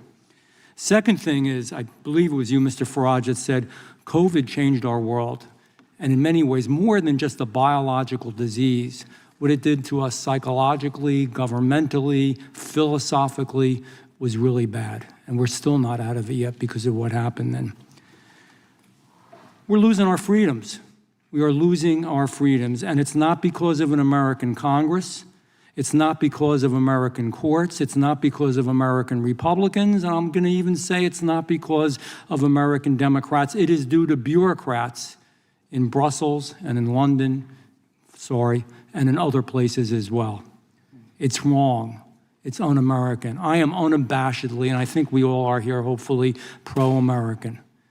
We should be protecting our citizens. Instead, we're watching foreign bureaucrats come to our country and try to force United States companies to censor humor, satire, and news they don't like. It's backwards, it's bizarre, it's perverse, and it's weird. That's what we would call it in New Jersey. It's just weird, and it's not good. It's the opposite of everything that the United States of America fought for and stands for. And it's a globalist mindset. You know, we can all talk about the issues, but I'm going to keep talking about globalism versus American exceptionalism and individuality. I believe very much, sincerely, that the whole battle that's going on now with the right and the left, what's happening in Great Britain, what's happening around the world, what's happening in the United States, is very much that argument. Individuality, and in our case here in the States, Americanism, exceptionalism, or is it globalism? And like the EU's Digital Service Act and the UK's Online Safety Act are the pinnacle examples, and they are, of how upside down things have gotten in the effort to globalize our society. And that is the ultimate showdown. It is resulting in our losing of our freedom, losing our influence, and the only winner here are some countries in Europe, Russia, China, and others. Europe is spending their time attacking American tech companies, dictating how our platforms operate, how our technology operates, and punishing people for exhibiting free speech. The European model, I'm sorry if I offend anyone, but it is wrong. We fought a revolution to defend ourselves. Men and women pledged their lives, their treasure, their sacred honor, so that they wouldn't have to go through this. And we never thought that Americans would be stripped of that. That's why this moment is so serious. It's more serious than most Americans and people realize right now. And you know, for generations, we thought if we were ever attacked, it was going to be a nuclear holocaust. We thought it was going to be the domino theory. We thought it was going to be world wars. We thought it was so many things. I maintain it's this. If we lose our First Amendment rights and our freedom of speech, we have lost everything and nothing else matters. And internet technology is being used as a vehicle to make this happen. So I have a question for Mr. Farage and Mr. Price. This hearing is really good, and I'm sure we're going to have some other hearings. But more than hearings and talking about it, what is it tangibly, this is a hard question, that we can do to stop it? What is it? Mr. Farage, I'll start with you. The debate we've had here, I mean, nobody here from any side of the debate has told me that the Online Safety Act is a wonderful piece of legislation. You know, right across the spectrum here, you're having your own internal debates about free speech in America, right, healthy, and what this committee is for. I want to make this argument. Yeah, I know these companies are very big and very powerful, many of the tech firms, but, you know, governments talk to each other, yeah? And it needs the American administration and businesses to have an honest conversation. Brussels, you won't get a hearing. They are fundamentally anti-American, frankly, and I was there for 20 years. I saw it. I do think there is a conversation to be had with the British government about the shape of their legislation and the impact it can have on American individuals, their liberty, and American companies. So I'm calling for, as a result of what's happened, the legislation's clearly doing the wrong thing. I think it is cause for proper intergovernmental debate. I hope that we have it. And by the way, we have censorship in America. Watch ABC, NBC, and CBS. I'm at the meetings. I'm at a discussion. I see and hear what happens. I watch, my wife has Channel 6 on, which drives me nuts at home, and it has nothing to do with the damn stuff that actually happened. And that's the truth. We have it already, and I pray to God we don't lose America. Mr. Chairman, indulgence, and I'll shut up. Mr. Price didn't get a chance. Quickly. Yes, sir. You talked about putting pressure on, and I agree that Brussels is a cold house for free speech. But a lot of the regulations actually happening in my own country, in Ireland, in Dublin, where a lot of the tech companies are headquartered, their European headquarters. And it's the Irish Media Commission, or Commission na Meán in the Irish language, which is the ground zero really for a lot of this regulation. And here's where I think the US can do a lot, because there's strong bilateral relationships between Ireland and the United States, is to put pressure on the Irish government to stop the bullying of tech companies. And already X is in the Irish Supreme Court soon against the Irish Media Commissioner. So they're already starting the crackdown. So I would hope that you use your good offices here to put pressure on the Irish. Mr. Chairman, I have a point of parliamentary inquiry. Gentleman is recognized. Why is the witness leaving this hearing early, and certainly without? He has an engagement he told us about. This is not unusual. It's happened before under Democrat leadership of the committee, under Republican leadership of the committee. We're trying to get through as many people as we can. You've had many of your witnesses who did not ask Mr. Farage a question. Many of your colleagues, if you could have coordinated with them, you didn't go in order. We didn't necessarily go in order because we wanted to get as many people up front asking Mr. Farage questions. Could we ask him if he would be willing to stay for? It was totally up to the witness, but if the witness has to go somewhere, I understand. We were glad that he came. We were glad that we had a chance to visit with him in Europe. So you could have went on that trip and had a chance to interact with him. I wasn't invited, but next time. Oh, you were definitely invited. Everyone was invited from the Democrat side. The whole committee was invited.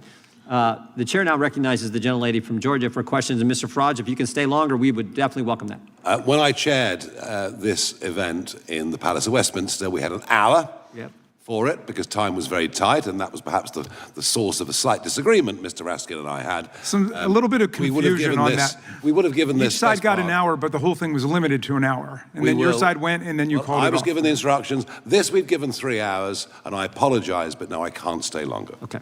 I could send the Constitution down to the White House for the president to read it. The gentleman is not recognized. The gentlelady from Georgia has 5 minutes to ask her questions while Mr. Farage is still here, and then he will leave when he has to leave.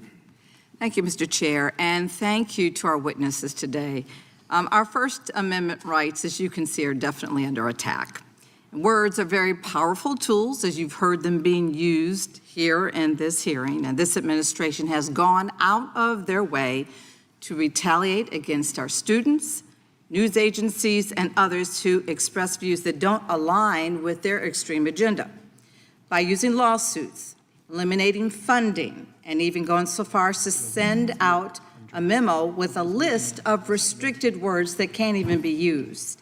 The actions of this administration have been ruled against in court time and time again by judges from both parties on a basis of abusing our constitutional rights. From freezing funding for colleges because they do not bend to this administration's will, to removing programs that are designed to expand student understanding and access in education, which I'd like to add, increases future opportunities for our Republican constituents as well, and using federal investigation powers to retaliate. We are watching the First Amendment be manipulated in ways that this nation hoped that they would never see. Hear it from the judges who have ruled against government bullies who attempt to violate the rights of the American people.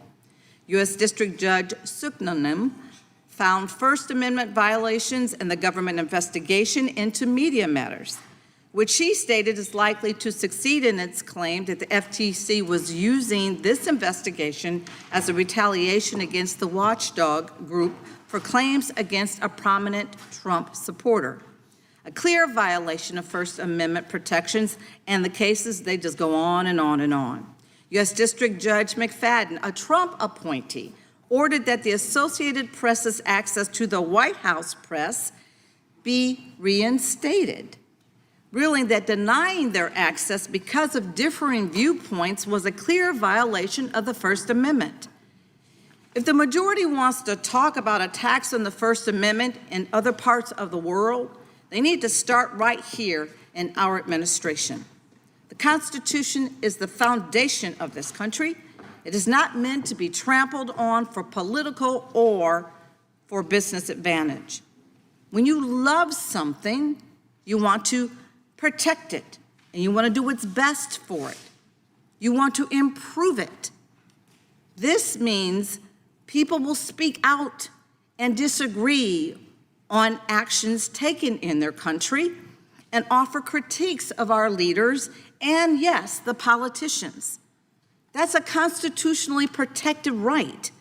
If the First Amendment is our guardrail, then this administration is truly trying to push us off the road.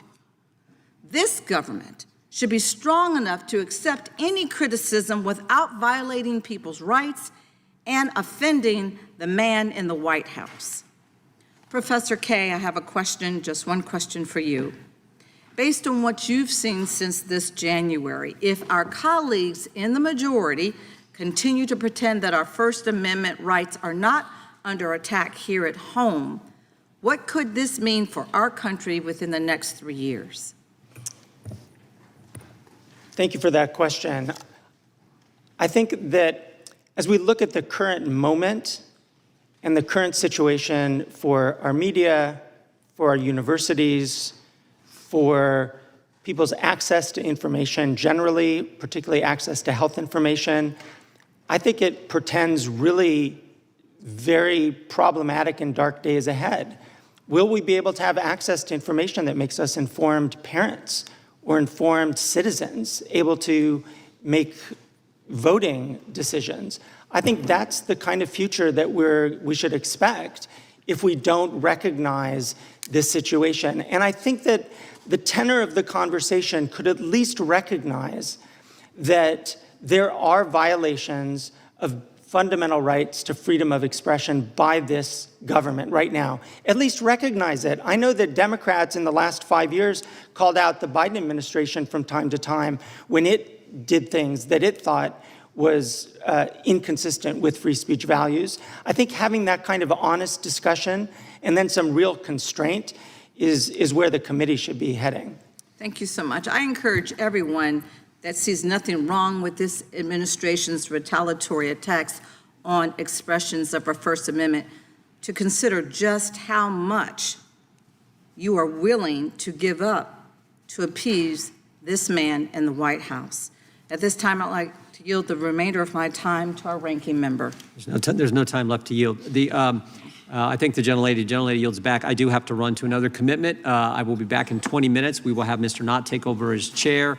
Mr. Farage, if you have to leave, I look forward to visiting with you sometime later, hopefully. I do, but thank you very much. Thank you for your testimony. Could I just ask you to stay for one more, Mr.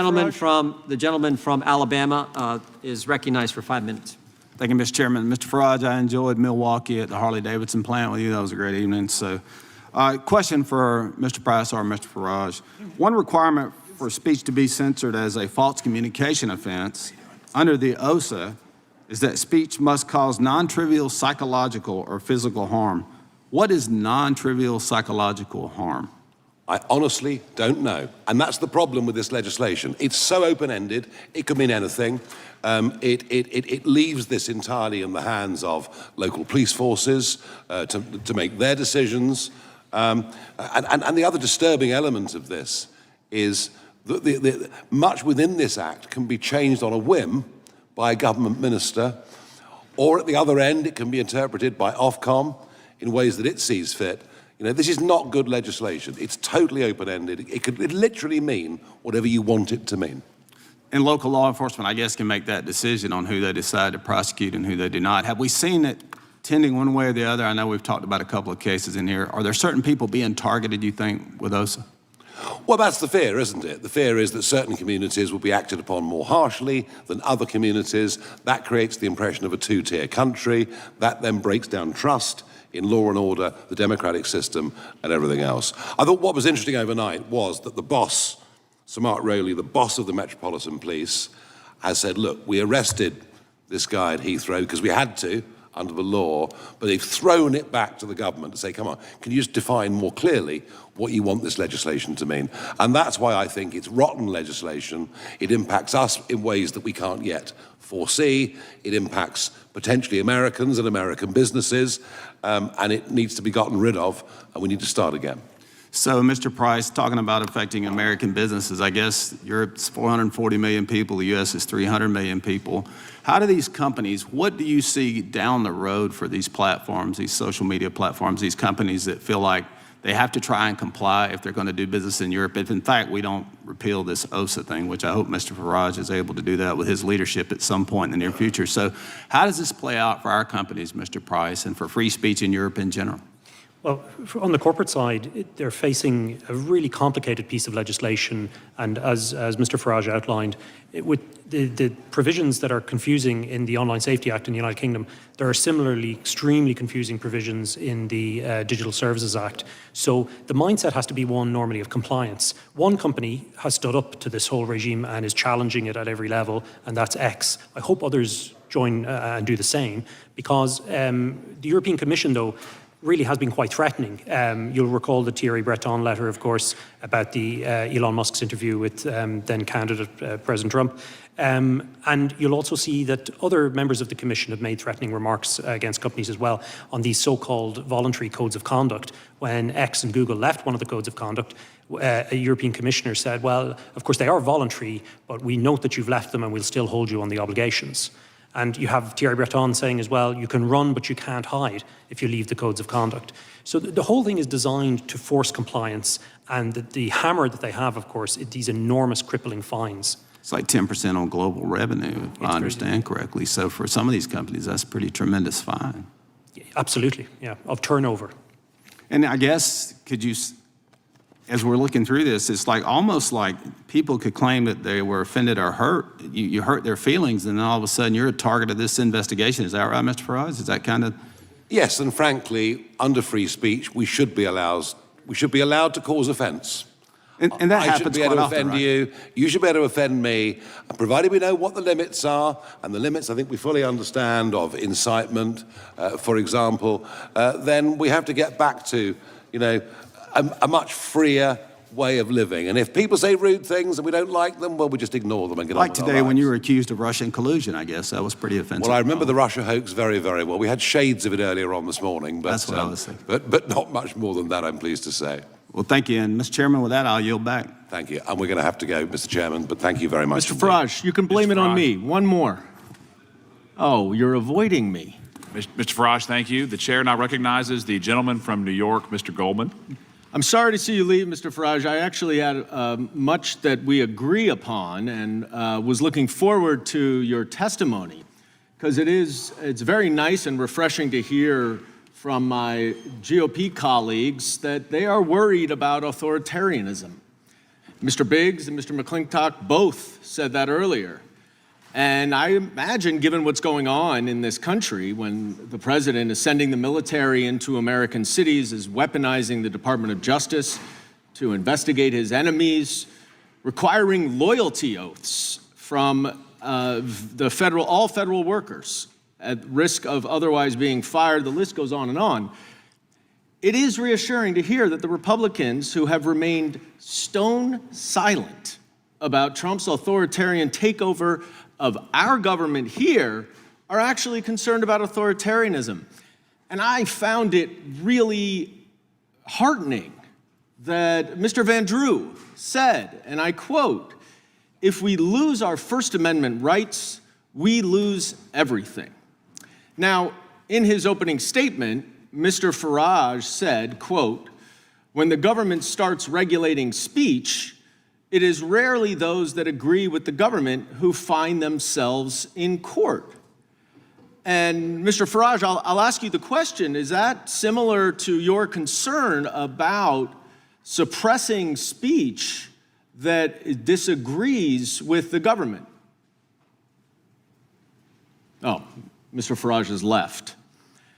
Well, Mr. Raskin, then maybe just you can stand in for Mr. Farage for a minute here. I know you are a champion of free speech. I'm not sure it's the same free speech that Mr. Farage is supporting. But if this concern about the government regulating speech is because it is rarely those that agree with the government who find themselves in court, then you would think that Mr. Farage and all of our Republican colleagues would be very, very concerned if a administration here in the United States was investigating criminally individuals who made the colossal mistake of speaking out against the president. That would be a clear violation of Mr. Farage's principle. Is that right? He was talking about the importance of political dissent. And this is a test, Mr. Goldman, I think, of our constitutional patriotism. To what extent are we willing to speak up for people who are the targets of government repression, even if we don't agree with what they're saying? A great example of that is our colleague, Congresswoman MacIver from New Jersey. I would hope that in a comparable circumstance, I would stand up for a Republican colleague who tries to exercise his or her oversight rights by going to a government facility on a prearranged visit and then gets caught up in the chaos and confusion outside, and they want to send her to jail for 30 years. I did stand up for our colleague from New York, I'm spacing his name. Mr. Santos. Mr. Santos, friend. Because they wanted to expel him without his having a conviction or an ethics process, and I said that wasn't fair. So I think I passed a micro test there. I would hope some of our colleagues would say, no, don't prosecute our colleagues just for doing their jobs. Well, let's talk about that, because that is exactly what this Department of Justice is doing. Recently, we heard publicly, which would ordinarily never happen, the Department of Justice does not say publicly, they don't confirm that there are any investigations of anyone until there's an indictment, because that person or those individuals can't defend themselves. But now we know that Senator Adam Schiff, who led the first impeachment of Donald Trump, is under investigation by the Department of Justice. New York State Attorney General Letitia James, who filed a lawsuit against Donald Trump and his business, she is now under investigation. Miles Taylor, who literally did the only thing that he did was write an op-ed and a book criticizing the President of the United States, he is under criminal investigation. Chris Krebs, whose offense, I think, was to say that the 2020 election was the most secure ever, he is under investigation. John Bolton, who has criticized the president, gets his house raided. Lisa Cook, the Fed governor, is now under investigation for mortgage fraud, I guess because she doesn't want to lower rates. The degree to which this government is suppressing speech that simply opposes the president's views should make Mr. Farage and every single one of my Republican colleagues speak out in favor of the First Amendment, and yet we have heard nothing. There is still time, my friends, and I yield back. Thank you, sir. The chair now recognizes the gentlelady from Wyoming. Benjamin Franklin said over 270 years ago, freedom of speech is a principal pillar of a free government. When this support is taken away, the constitution of a free society is dissolved and tyranny is erected on its ruins. An evil magistrate entrusted with power to punish for words would be armed with a weapon the most destructive and terrible. Under pretense of pruning off the exuberant branches, he would be apt to destroy the tree. Mr. Farage talked in his opening statement that noted that Europe's regulatory regime risks exporting restrictive standards that could violate Americans' constitutional rights. So I'd like to expose that and discuss that a little bit further. He noted that the oh-so-benignly titled Online Safety Act exemplified this regulatory model. The OSA is marketed as a measure to protect children online, but it is clearly being used as a means to actually impose government-backed censorship, especially speech which is critical of government policy. As an egregious example, we have learned that the OSA has been used against Katie Lamb, MP for Weald of Kent, to block videos of her speeches made in Parliament critical of the fallout from the country's immigration policies. Mr. Price, are you familiar with the circumstance where actual speeches in Parliament or other public figures, their speeches are being censored by the government under this claim of protecting minors or protecting people from hearing this speech? I'm familiar with censorship of public protests. That's already happened in the United Kingdom. The Online Safety Act has placed blocks on those to protect children. That's the claim, but it has prevented adults from accessing it as well. So the Times has also reported that using the Communications Act of 2003 and the Malicious Communications Act of 1988, there have been 37 police forces have made over 12,000 arrests in 2023 alone, which is the equivalent of 33 a day, all in relation to social media posts. Are you familiar with that information, Mr. Price? I am, yes. Okay.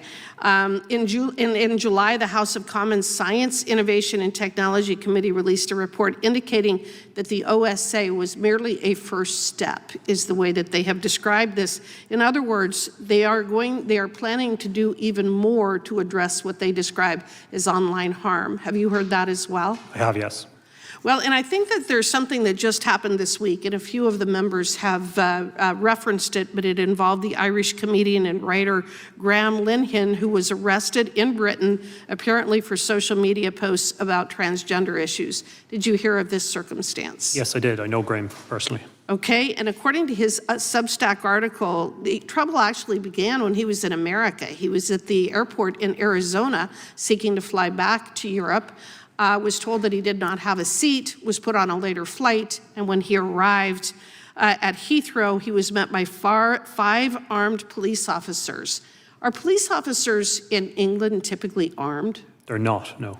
So did you find it strange that he would be met by 5 armed police officers? At airports, counterterrorism police are usually armed, and or there's a special wing of the Metropolitan Police that has armed support unit. So is he considered a terrorist? I'm not clear what provision he was arrested under of legislation, but there is a power in the Terrorism Act to arrest people at airports and seize their devices. Sure. Was he identified as a terrorist because of his online posts? It's not clear yet if he was arrested under that provision, but it has very wide-ranging powers, and it is used on occasion to detain people at ports. Okay, I understand that, and that probably is more of a frightening answer than I expected, which is that they've used the power that is typically reserved for terrorists or people who are of grave risk to the country to arrest Mr. Linehan at the airport because of his Twitter posts. Is that right? It's not clear if they use it yet, but that is a power that they frequently, that is used to seize people's devices at airports. Can you describe more of what happened with this incident involving Mr. Linehan? Do you have the familiarity with the facts? I've read his statement, yes. Okay, and could you please explain what happened? It appears that he was detained on arrival in Heathrow and then arrested, searched, subjected to a long series of questions, most of which revolved around his beliefs on gender ideology and transgender issues. Some of the questions from the police, according to Mr. Linehan, were extremely ideological in nature, and they talked about people who are assigned a gender at birth, which, as he pointed out himself, is activist language that the police should not be using. So he also claims that his bail conditions one of the conditions was that he could no longer use X. Is this a tactic you have seen or heard of being used before? Yes, we've seen extraordinary bail conditions, even placed on clients of our own. We had a client, Pastor Dia Moodley, who was given a bail condition that he was not allowed to preach about the differences between Christianity and Islam on the basis of that he would be bailed. So we have seen bizarre and wide-ranging bail conditions set on people before under speech offences. Time's expired. Okay, thank you. The chair now recognizes the gentlelady from North Carolina. Thank you very much, and thank you to all the witnesses for your testimony and for your patience. It's been a long hearing. I think it's very timely that we're discussing threats to freedom of speech and innovation in this committee. I do wish we were talking about what's going on in this country right now, but I don't always get what I wish for. Freedom of speech in this country is under threat. There is no question about it. And and we haven't talked about this much, so I'm going to focus on it. The essential American ideal of innovation is also under threat, and it's enshrined in our Constitution, and it's being ignored. The gravest threats to speech and innovation are coming not from our democratic European allies, but from the authoritarian and unconstitutional actions of the Trump administration. The Trump administration has embarked on a coordinated crackdown of speech on universities across the country. I represent more than 5 universities in the Research Triangle area. I've seen it. The administration illegally froze billions of dollars in federal research grants, affecting not just people's health and safety, which is what they were for in the first place, but the economies of places like North Carolina.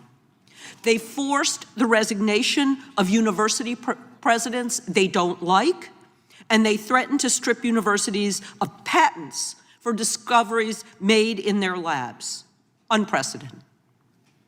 This administration has also refused to restore these important grants, which fund research for everything from breast cancer to infant mortality, unless the schools allow the government to exert control over faculty hiring, academic programs, and student admissions.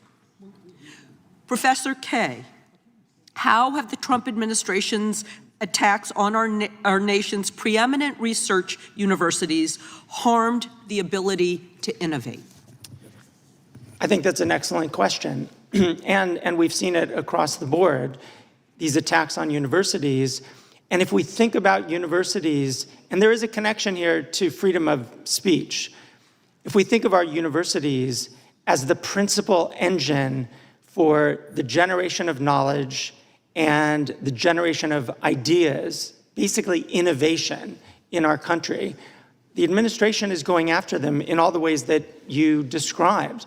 And it goes after them not only by withholding grants that have already been awarded, it's also going after them in the context of seeking to shape what the research is, what's actually being taught in the classroom.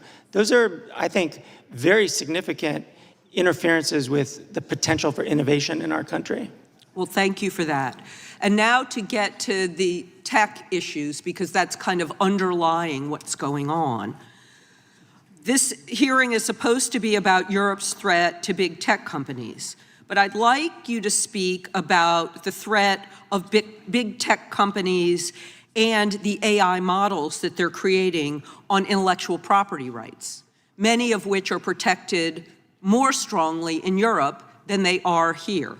How have AI models that scrape everything that they can, whether copyrighted or not, impacted innovation and even our newspapers, which are having to sue for the copyright for the content that they create? Well, I think this is as you know, a pretty complicated area. But I would highlight, just to bring it to European regulation for a moment, whereas the United States has not really gone very far down the path of legislating in this area and finding ways to boost AI's potential for democratic and freedom of expression purposes, Europe has actually adopted an AI Act, which, again, we might not agree with all of its particulars, but it's aiming to harness the power of AI for democratic purposes and to ensure that AI doesn't have this negative impact on fundamental rights. I think that's an approach that we can learn from, actually, and that we haven't so far. And I want to just, because I know I only have a second left, I really want to give a lot of credit to Congressman Issa, because he has been having excellent hearings on this very issue, but unfortunately, the larger Judiciary Committee has taken no action. And so I would encourage the larger Judiciary Committee to follow Congressman Issa's lead about protecting our creators. Thank you, and I yield back. Thank you, Representative Ross. The chair now recognizes the gentleman from South Carolina. Thank you, Mr. Chairman. We're here to talk about ongoing concerns with European censorship, British censorship, and its effect on American speech or broader free speech principles that hurt certainly citizens, but American companies, both domestically and abroad. What I'm hearing today, at least from the witnesses, is rather alarming. This Orwellian in nature approach that Europe has taken, the hostility to free speech, to satire, to maybe speech that you disagree with. And I want to talk about that as it pertains to the UK, the EU, and certainly the US. Mr. Price, Prime Minister Starmer said that the UK does not have a free speech problem. Do you agree with that statement? No, I do not. In what ways do you disagree with the Prime Minister? We have seen numerous prosecutions in the United Kingdom for totally non-violent speech. We have clients, my own organization is acting for, who have been arrested for silently praying, for offering consensual conversations, for preaching about the gospel. And I can go on. There are numerous and numerous examples. 12,183 prosecutions, I think, is at least what I've read. Does that sound about accurate to you? That sounds accurate. Which is a 50% increase from pre-pandemic levels. What does that tell you about maybe the focus of the British government as it pertains to speech right now? Sadly, it shows that the United Kingdom, just like the rest of Europe, has entered a spiral of censorship, and it's getting worse. And it's gotten to the point where even our oldest and closest ally, the United States, has had to intervene and point that out. And as I said on numerous occasions, I'm extremely grateful to all of you for doing that. But the problem, frankly, is being now compounded and set in stone by things like the DSA from the European Union and the Online Safety Act in the United Kingdom. Well, let's talk about the Online Safety Act for a second. I mean, I think it maybe is intended to protect children, and I think everyone lauds that. Mr. Farage talked about that nobody, right or left, wants their child exposed to bad content online. But it's been talked about, and you've seen this in your practice, used as a weapon to target speech that maybe the government finds uncomfortable or disagrees with. Is that correct? Yeah, that's correct. We've seen, for example, Section 62, which is designed to protect children, being used to censor videos of protests near asylum centres. And so once you reach a point where content is restricted on the basis that it is political, we're moving well out of any kind of zone of protecting children into essentially censorship. Right. So at least in the case of the comedian, the Irish comedian that was recently arrested, you know, I was not aware of his content before and looked at it, and it seemed to be satirical in nature or maybe hyperbolic and not necessarily to be treated literally. Is that your interpretation of that too? Yes. In fact, I told Graham Linehan when I was growing up I wasn't allowed to watch his comedy on TV. Father Ted was the show that he's probably most famous for. So what I would say is he's an excellent satirist, and he's in a long tradition of Irish satire, starting with Jonathan Swift, really, and all the way up to today. Isn't that part of like British society, though? Is like satire is embedded in the culture. Like you've embraced this for hundreds of years, right? Yeah, I would just add Irish and British. Irish and British, excuse me. Yes, yeah, very much so. Yeah, and it's the concept, really. I think we haven't seen political extremism in the British Isles in the way that we did in Europe, because we have a healthy way of kind of laughing at and poking fun at our leadership. And I think whether it's cartoons about the king in the 1800s all the way up to Father Ted and Graham Linehan's work today, that's a great tradition. Isn't there growing frustration with the Irish people, the British people, maybe broader European cultures, that the government is more focused on speech than it is, say, the migrant crimes that are happening right under their noses? I mean, that seems to be, from my view across the pond, that particularly the British people, they're fed up with the non-enforcement of immigration laws at the expense, or maybe because, in large part, they're focused on what people are saying online. Do you share that? I completely agree with that, and this is the discussion I had with Representative Raskin in London. This is about shutting down growing discontent in Europe with the decisions that our political elites have made. And we've reached a crisis point where it's no longer possible to conceal the level of public anger. And I think these censorship maneuvers are an act of desperation, and they won't work. Thank you for that. And radically shifting to Mr. Reid for a second, in a different approach. In the app industry, does the DMA incentivize Chinese copycat companies to flood the market? And if so, how does that impact American companies in European markets? And what are the associated data privacy implications of that? You may finish.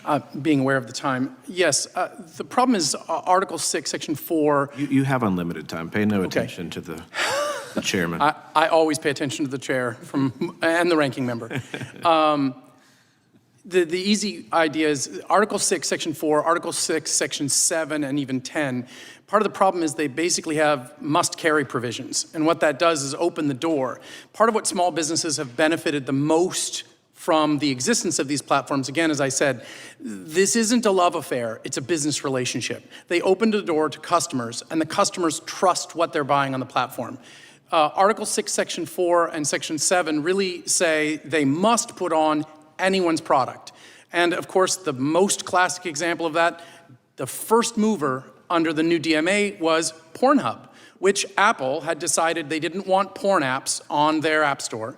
And the first one out of the gate to say incorrectly, they claimed it was an Apple-approved app, which once again leads to confusion and breaks down trust. That was out of the gate the first app. And so from my members' perspective, their concern is, hey, I want to be sold at the store that people feel comfortable buying at.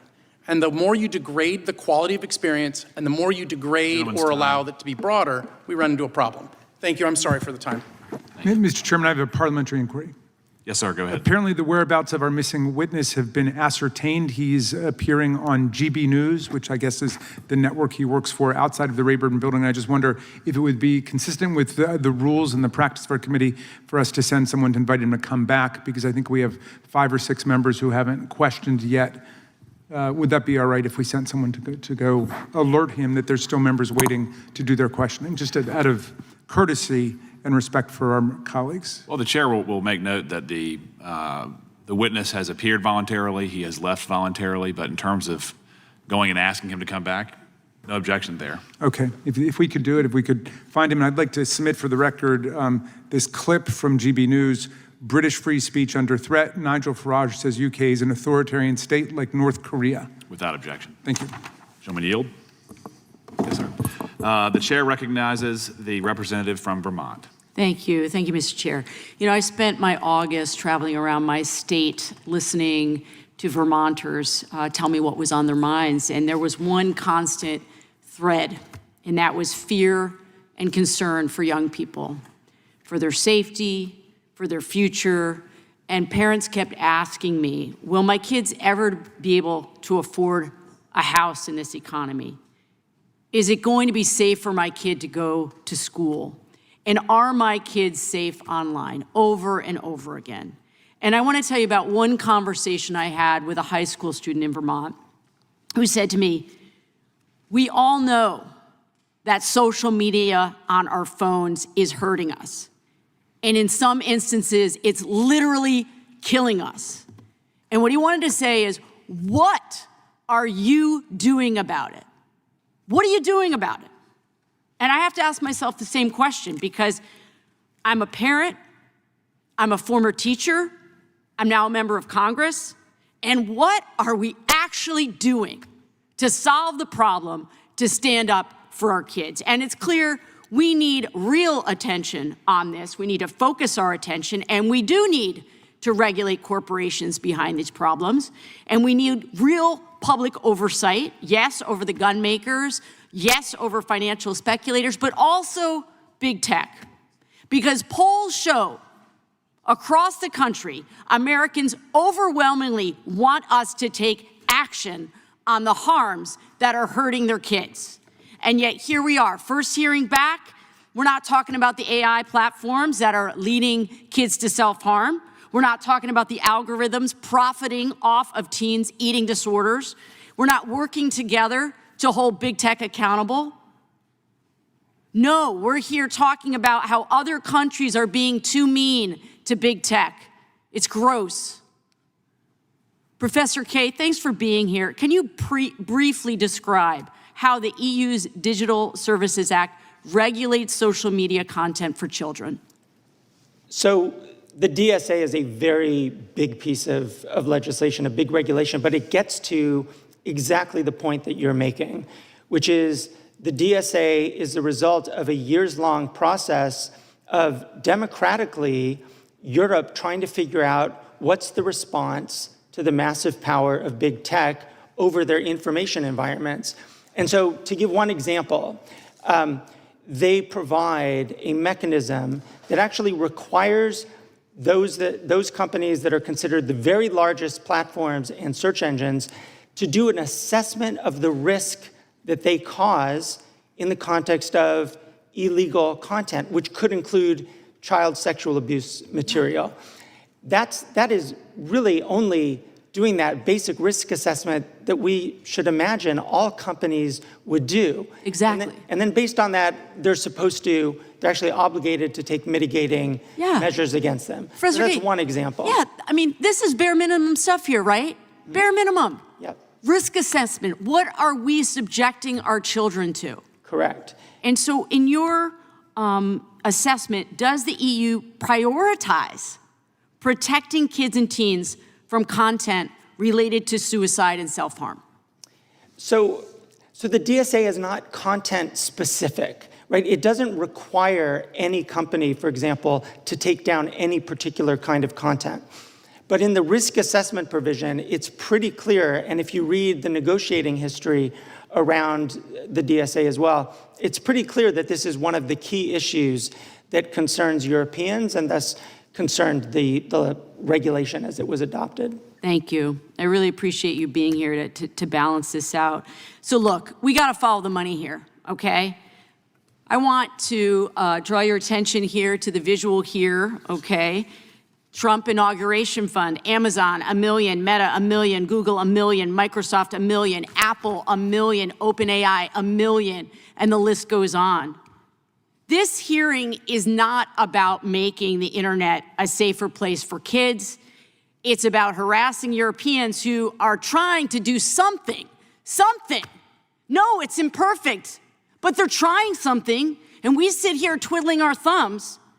There has never been a more important time than now to create some basic rules for big tech. Our kids are more important than these billionaires and their shareholders, period. If we truly want to protect our kids, we have to push back on unrestrained corporate power and try to retain some moral clarity in this moment. Jill? I was told I would have more time because there was a member that went over by a minute. Sure, go right ahead. We should be looking at any country around the globe who is actually trying to do something. And no, should we copy exactly what they're doing? No, but we shouldn't stick our heads in the sand and say that, oh, there's nothing we can do here. We cannot maintain the status quo and then go back to our constituents and look these parents in the eye and say that we're actually doing our jobs. The solutions are right in front of us if we would actually do the work here in this committee. And I yield back. The gentlelady yields back. I would just remind the gentlelady that Mr. Zuckerberg from Meta sent this committee a letter a year ago, August of last year, saying that the Biden administration pressured them to censor. They did it. They're sorry. They're not going to do it again, and they've changed policy. I said that in my opening statement. So we do think this committee's had a huge impact on protecting free speech. The gentlelady from Florida is recognized for 5 minutes. Thank you, Mr. Chairman. Today we are examining a growing threat, the way that Europe and the UK are using so-called digital safety and competition laws to undermine American values and American innovation. The EU Digital Services Act and the UK's Online Safety Act go far beyond legitimate regulation. They empower foreign bureaucrats to label political dissent, even ordinary phrases like "take back our country," as hate speech. And they pressure U.S. platforms to apply those censorship rules globally. At the same time, the EU's Digital Markets Act and the UK's DMCC deliberately single out American technology companies for punitive treatment, forcing them to share proprietary data and subsidize less innovative rivals. These laws are protectionist by design, and they put American jobs, innovation, and free speech at risk. Congress has a duty to push back. We must ensure that foreign governments cannot dictate what Americans are allowed to say online, nor use regulatory schemes and backdoor taxes on our most successful industries. I look forward to hearing from you all today and appreciate your testimony. Mr. Price, I am a former American judge, and as such, I know that laws must have clear, defined terms in order to be applied impartially and fairly and consistently. I'd like to return to the discussion of the OSA and specifically the requirement under which that for speech to be censored as a false communication, it must cause, quote, non-trivial psychological or physical harm.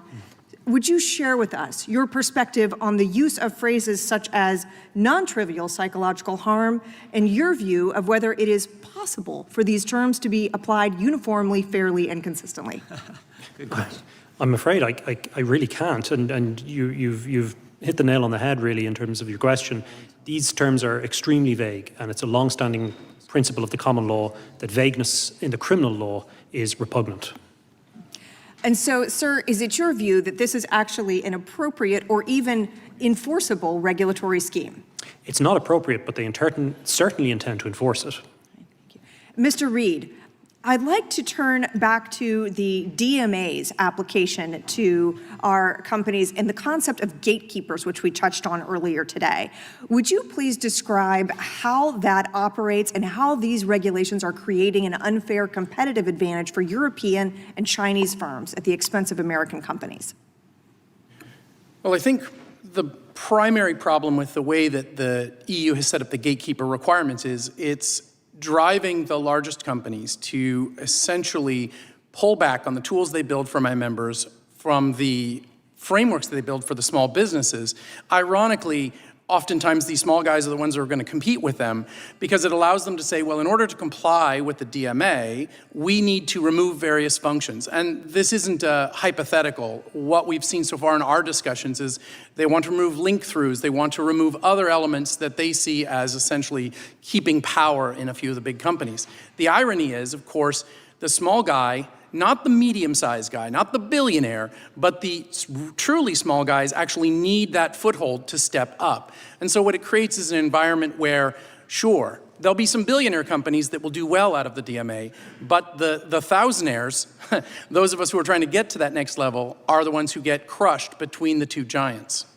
Thank you. I yield the balance of my time to the chairman. Hi, thank you. Mr. Price, I just want to make sure I understand exactly what's happening. A pastor gets arrested for what he said, but the guys who attacked him don't. Lucy Conley said things that she shouldn't have, probably. Not probably, definitely. What would Mr. Farage say? Intemperate, statements, but she took him down. She got more prison time than young violent offenders got. And Miss Rose Doherty, I believe, was praying silently outside, and she got charged. Is that all accurate? The only point I would add is Rose Doherty, 74-year-old grandmother, was arrested for holding a sign that said, "Here to talk only if you want." Oh, so she's praying silent, not saying anything, just a sign, right? Just a sign, sir. Oh, wow, Yes, wow. And if an American comments on this in a way that the DSA defines as disinformation, misinformation, hate speech, they can have their speech taken down as well. Is that accurate? That is entirely accurate within the terms of the DSA. That's the state of play.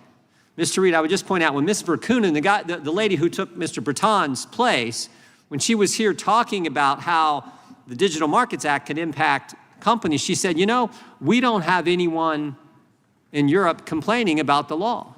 And my response was, that's because you don't have any companies. The way you defined it, according to Mr. Price, and you understand, it only includes American companies and one Chinese company. Is that right? Well, the irony is there are a lot of smaller European companies that are complaining about the DMA. Not the idea that they need a competitive landscape, it's that it focuses on entirely the wrong thing. Yep. You hit it on the head. A lot of our members come here to get money to go back there to build products. Yep. I'm sorry, they called votes. I do want to move quickly, and I shouldn't have went over. Mr. Garcia is recognized. Thank you, Mr. Chairman. We're here today for two reasons. One, because Republicans are in the pocket of big tech, and two, they want to distract us on their war on free speech and expression in the U.S. We all remember Trump's inauguration. The tech oligarchs were all there. Musk, Zuckerberg, Bezos, Cook, Pichet, and they look like they won the presidency because they did. And they got what they paid for.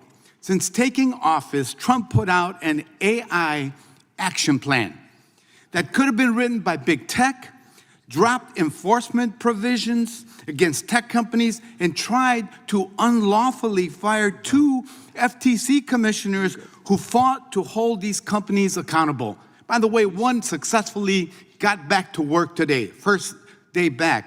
That's Rebecca Slaughter. Trump and his loyalists in Congress are also serving their corporate overlords by attacking the countries that actually try to rein in big tech. That's not innovation, that's corruption and oligarchy. The American people do not want corruption and oligarchy. They want leaders who have the backbone to stand up to big tech, to stop massive surveillance and protect data privacy and uphold freedom of speech. But the people least qualified to talk about freedom of expression are the ones that currently are cracking down on the First Amendment. As my colleagues have described, Trump and his fellow Republicans have banned words that the federal government can use. They've extorted media companies to punish news coverage they don't like, and they've weaponized the immigration system against people who have other views. They've suppressed economic data and other information that contradicts the propaganda machine and targeted medical research even and museum exhibits, all because they're afraid of words, history, and the truth. At the same time, Republicans are leading a historic crackdown on expression, and they're holding propaganda hearings like this and telling us to reject the evidence of our eyes and ears. Mr. Kaye, thank you for being here today. As I mentioned, this administration is using the immigration system to suppress speech, as we've seen Mahmoud Khalil, Mohsen Madawi, Mario Guevara, and many others being targeted and detained because of their speech, and in Guevara's case, his reporting. Could you please comment on the ongoing weaponization of immigration to trample freedom of expression? Yes, each of those examples are accurate. And I think that as we've heard so many different examples of crackdowns or alleged crackdowns on different kinds of speech in the UK or in Europe or in the United States, we just have to be honest that there are crackdowns happening in the United States. It's not it's entirely accurate to say these kinds of content-based restrictions and punishments in the US are very serious interferences with freedom of expression, and it would just be important to acknowledge that as we're talking about other kinds of restrictions as well. Thank you for that. It's really important that we not allow arsonists to pretend that they're firefighters, and we must not let Republican lies prevail. I yield back. Gentleman yields back. We will do one more, then unfortunately we have to recess for votes. And I know you guys have been sitting there for 3 hours. You need a well-deserved restroom break. We'll see if we got some refreshments for you back there, hopefully. Mr. Harris is recognized, and we'll take a quick recess. Thank you, Mr. Chairman, and thank you for this important issue, and to all of you that have shared on this panel today. Greatly appreciate your patience, excuse me, and your thoughtful answers. I've served as a pastor for 36 years, and so obviously I have a heightened sensitivity to the whole issue of when governments and institutions begin to talk about hate speech and the censorship of hate speech. And I guess one of the questions that I'm concerned about today, and I'll ask you, Mr. Price, because of your experience in this area, particularly with ADF, would you consider posting a Bible verse hate speech? No. And is saying there are only 2 genders hate speech? I certainly wouldn't consider that hate speech. And so, yet the UK's Online Safety Act, among other things, is requiring companies to take actions against content which, quote, incites hatred against people. And I guess my question is, again, Mr. Price, who is in charge of determining what constitutes content which incites hatred against people? The regulator of the Online Safety Act is Ofcom, which is the statutory body, and the legislation itself includes what they call priority content. That's content that would be age restricted, encompasses things that are illegal outside or in real life, not online. The problem with that is that our pastor, Dia Moodley, that I mentioned earlier, he was threatened. He was arrested under the Public Order Act, which talks about stirring up religious hatred for comparing Islam and Christianity. And so on the basis that the Online Safety Act restricts something that's deemed to be a crime outside, that kind of content would be restricted. And I think that's extraordinary overreach. And is hate speech, quote, objective? Well, this is where I might just pick up on something Professor Kane said earlier in relation to hate speech. The problem with it is it's a tautology saying that incitement to hatred is speech that creates hatred.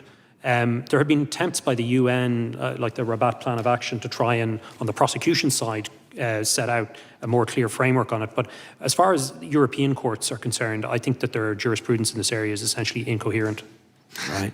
Well, obviously, I oppose any hateful rhetoric that's expressed online, but at the end of the day, it's not the job of governments to police bad speech, especially when we'll never be able to agree on what actually constitutes bad speech. And at the end of the day, the best remedy for bad speech is good speech, not censorship, in my opinion. But I will also ask, there is currently a clash between social media platforms that value free speech and the laws of the UK, causing some companies to alter their terms of service. And Mr. Price, are American social media companies expected to comply with UK's Online Safety Act? Yes, sir, they are. And how does this impact the way in which companies set their terms of service? We've seen this again and again when it comes to regulations from European regulators, either from Brussels or London, where companies, of course, commercial enterprises, setting and designing a system that complies with EU law often means setting something for their entire operations globally. And that we saw that again and again with GDPR. Every time you have to click, I don't want cookies, something, and Americans are exposed to this. That's as a result of, it's a complicated enough process, but of European regulation reaching into your online activity. Well, again, this is a critically important issue, and you've done some incredible work, I know, with Alliance Defending Freedom. And I know, Mr. Price, you've defended witnesses criminally charged for praying near abortion clinics. One of those examples was Father Sean Goff, a Catholic priest who was charged for praying and holding a sign that read, "Praying for Free Speech." UK authorities allege that silent prayer near abortion clinics constitutes an attempt to coerce women who are considering abortions. And I just ask, is silent prayer coercive? No, sir. And should silent prayer and holding signs result in legal consequences? Absolutely not. So when pro-life activists are prosecuted for engaging in peaceful prayer and protest, what kind of message does that send to other pro-life activists in the UK? I think it shows an extreme degree of intolerance. It shows police overreach, and ultimately, we have to go back systemically. The problem is these laws that are being created. They're incredibly vague, overbroad, whether it's by European regulators or UK regulators, and they're having a real impact on people's lives and their human right to free speech.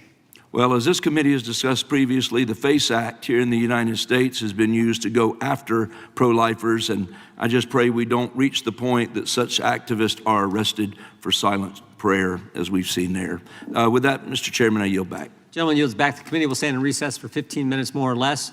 Restrooms and refreshments in the back for you guys. Thank you so much.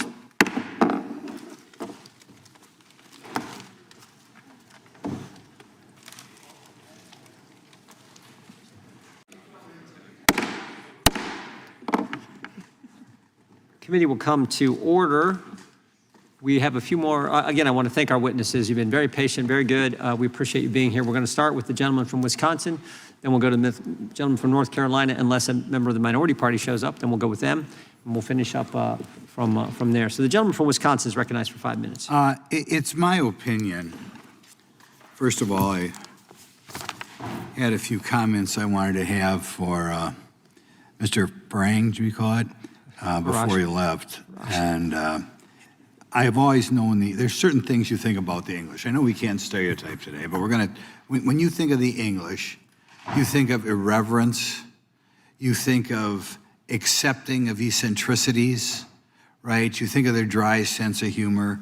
There is no, if we had to crack down on free speech in any country in the world, the country we'd lose the most in is if we crack down on free speech in England, because they are great, aren't they? So there's just a general comment. Now, Mr. Price, there are a variety of things we're trying to get at in this hearing, and some of it is financial and how regulations can hurt companies. But I think the most important thing is to wake up the world in what's going on in Britain, okay, and other countries in Europe. I don't think the average American is aware of that. And it's important they be aware of it because I think in general, stupid idiot ideas begin in Europe, and then they go to California and New York, and then they seep their way across the United States. And this idea that we can crack down on free speech, I would like you, Mr. Price, just to go through a few examples, including the examples of that poor gal who wound up in prison. Don't be afraid to not be able to say what she said, because we're still in America, it's still a free country. What do you say to wind up having to go to prison for in Britain today? Exactly what do you have to say? Well, you're still in the U.S. Yes, sir. I am going back to the UK, though, and after what happened to my fellow Irishman, Graham Lenihan, I might just be careful. One thing I would say is that the overbroad laws that we've been discussing and the implementation or the enforcement of the law has reached a point where we now have perfectly legitimate speech being caught up in criminal prosecutions. So for a Christian pastor like Dia Moodley in the city of Bristol, it's a perfectly natural thing to answer a question from a member of the public about the differences between Christianity and Islam. And the fact that he was ultimately arrested under the Public Order Act there for stirring up religious hatred, which a charge they later dropped, and not the people who were assaulting him, gives us an idea of how bad things have gotten in the UK. And we were delighted, of course, that Vice President Vance, in his Munich Security Conference speech, drew attention to this other class of cases involving prosecutions for praying silently or for holding a sign offering consensual conversations in the vicinity of abortion clinics, which is an extraordinary assault on freedom of speech and, I would say, freedom of religion as well. Okay, when I was looking this up, I didn't know what she said. Apparently, she was critical of a mass murder whose ancestors came from Rwanda. It's now against the law to point that out in Great Britain, apparently. Yes, that's the case of Lucy Connolly. Lucy Connolly tweeted a tweet where some of us, or I think most people would probably disagree with what she said. She disagreed with it herself. She took it down 3.5 hours later. It was, as Mr. Farage said, in a moment of great tension and great personal stress. And for that, she received a 32-month sentence. And she had been released since, but she was prevented from attending this hearing, which I think is a real shame. Last week in the United States, we had a horrible murder, and I think it was a Catholic school in Minnesota. The murderer happened to be a transgender. Would that be illegal to point out in England? If you were, you could very readily see that it could be regarded strong criticism. He was a very bitter, angry person. Yes. Could we point out that, you know, maybe that had something to do with transgender? Could people have that opinion in Britain? If I were advising people, and this is the chilling effect in action, I would say think very carefully before posting criticism of what happened, that tragedy in the school in England, because you could be accused very easily of stirring up hatred against a group of people. Stirring up hatred? I mean, that's just preposterous. What is hatred? Well, I don't even know what hatred is. This is an ongoing discussion among lawyers in relation to is there any, just so you know, in your understanding, Mr. Reed, is there any, doesn't free speech means I can say things that maybe imply I hate somebody? Can I hate somebody? Is that against the law? No. Really, I think that's a question that Mr. Price is probably better to handle. Controversial. Maybe I can't. Well, thank God I'm the type of person who's never hated anybody in my life. But if I was a different sort of person, would it be against the law to say I hate somebody? Well, the difficulty with it is that we've seen again and again legitimate Christian beliefs being described as hatred when it comes to the definition of marriage, when it comes to sexual relations. Would it be the easiest thing is to enforce the First Amendment and say we can say whatever we want to say? Well, go back to Old English. what I would say is you're well blessed in this country to have the extraordinary protections of the First Amendment, and I really do wish we had something similar in Europe. Well, next time you get back to Europe, straighten him out, kick him in the butt. Okay, thanks. Yes, sir. Gentleman yields back. Gentlelady from Texas, who joined us for part of our visit to the to Europe. We appreciate that. Recognized for 5 minutes. Yes, I hate that I didn't get to reminisce with our good friend, Mr. Farage. But nevertheless, it's interesting that we're sitting here and we're talking about the so-called threats to the First Amendment when the biggest threat to free speech right now is the old guy that is sitting over in the Oval. Now, Mr. Farage and I met over a month ago, and he has made it a brand of being this free speech warrior. And one of the things that I wanted to recap was the fact that he literally tried to shut down my ranking member as he was engaging in his own free speech. It seems like it's more so free speech for me, but not for thee, a lot of times with certain people. And it's sad that he had to run and have lunch with Trump or to go raise some money for his 4-member party. So, Mr. Price, you get to be the lucky one to help me figure out what exactly free speech advocates believe. It's good to see you again. You tell me whether these government actions support free speech or suppress it. Let's call it free speech or federal suppression. Fining or defending or defunding news outlets or companies because they don't share a particular political message. I think I'm not entirely sure what context you're referring to. I think I'd need a little bit more information. So, long story short, if they decide that they are going to fine or defund any news outlet simply because it doesn't necessarily go far left or far right, do you think that that is a violation of free speech? Well, I'm not entirely sure how it would connect with, let's say, the area of expertise that I have. I think you may be referring to the PBS controversy. It's probably not something that I would be able to really... Not necessarily, but let me go to Professor K. Professor K, did you understand my question? Fining or defunding news outlets or companies because they don't share a particular political message? Yeah, thank you for the question. At the very core of the First Amendment is a prohibition of viewpoint discrimination. Okay. And what you described sounds like viewpoint discrimination. So it definitely sounds like federal suppression. If you require news outlets and companies to have content moderators to ensure their coverage promotes a political ideology or leaning, would that be federal suppression?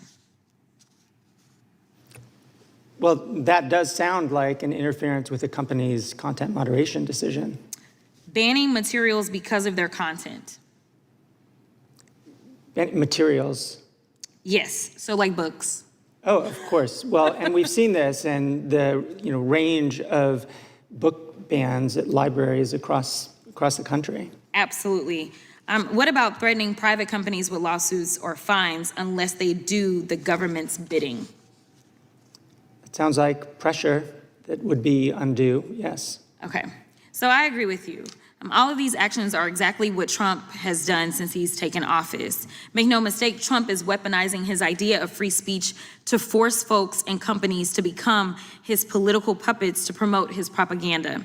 Trump and Republicans defunded NPR because they argued it was biased. Trump has removed books discussing racial discrimination at U.S. military academies, including the amazing Maya Angelou's autobiography, I Know Why the Caged Bird Sings. He's tried to strip funding to schools across the country if they don't remove materials that include discussions of racial discrimination or that promote diversity. And in order for the merger between Paramount and Skydance to happen, the FCC chairman and Republican-appointed commissioners required Skydance to establish a bias monitor. And in its FCC order noted reports, quote, concerning negative media coverage of the Trump administration. This is to say nothing of Trump pushing television networks to get rid of comedians and talk show hosts who criticize his administration, say like Mr. Colbert.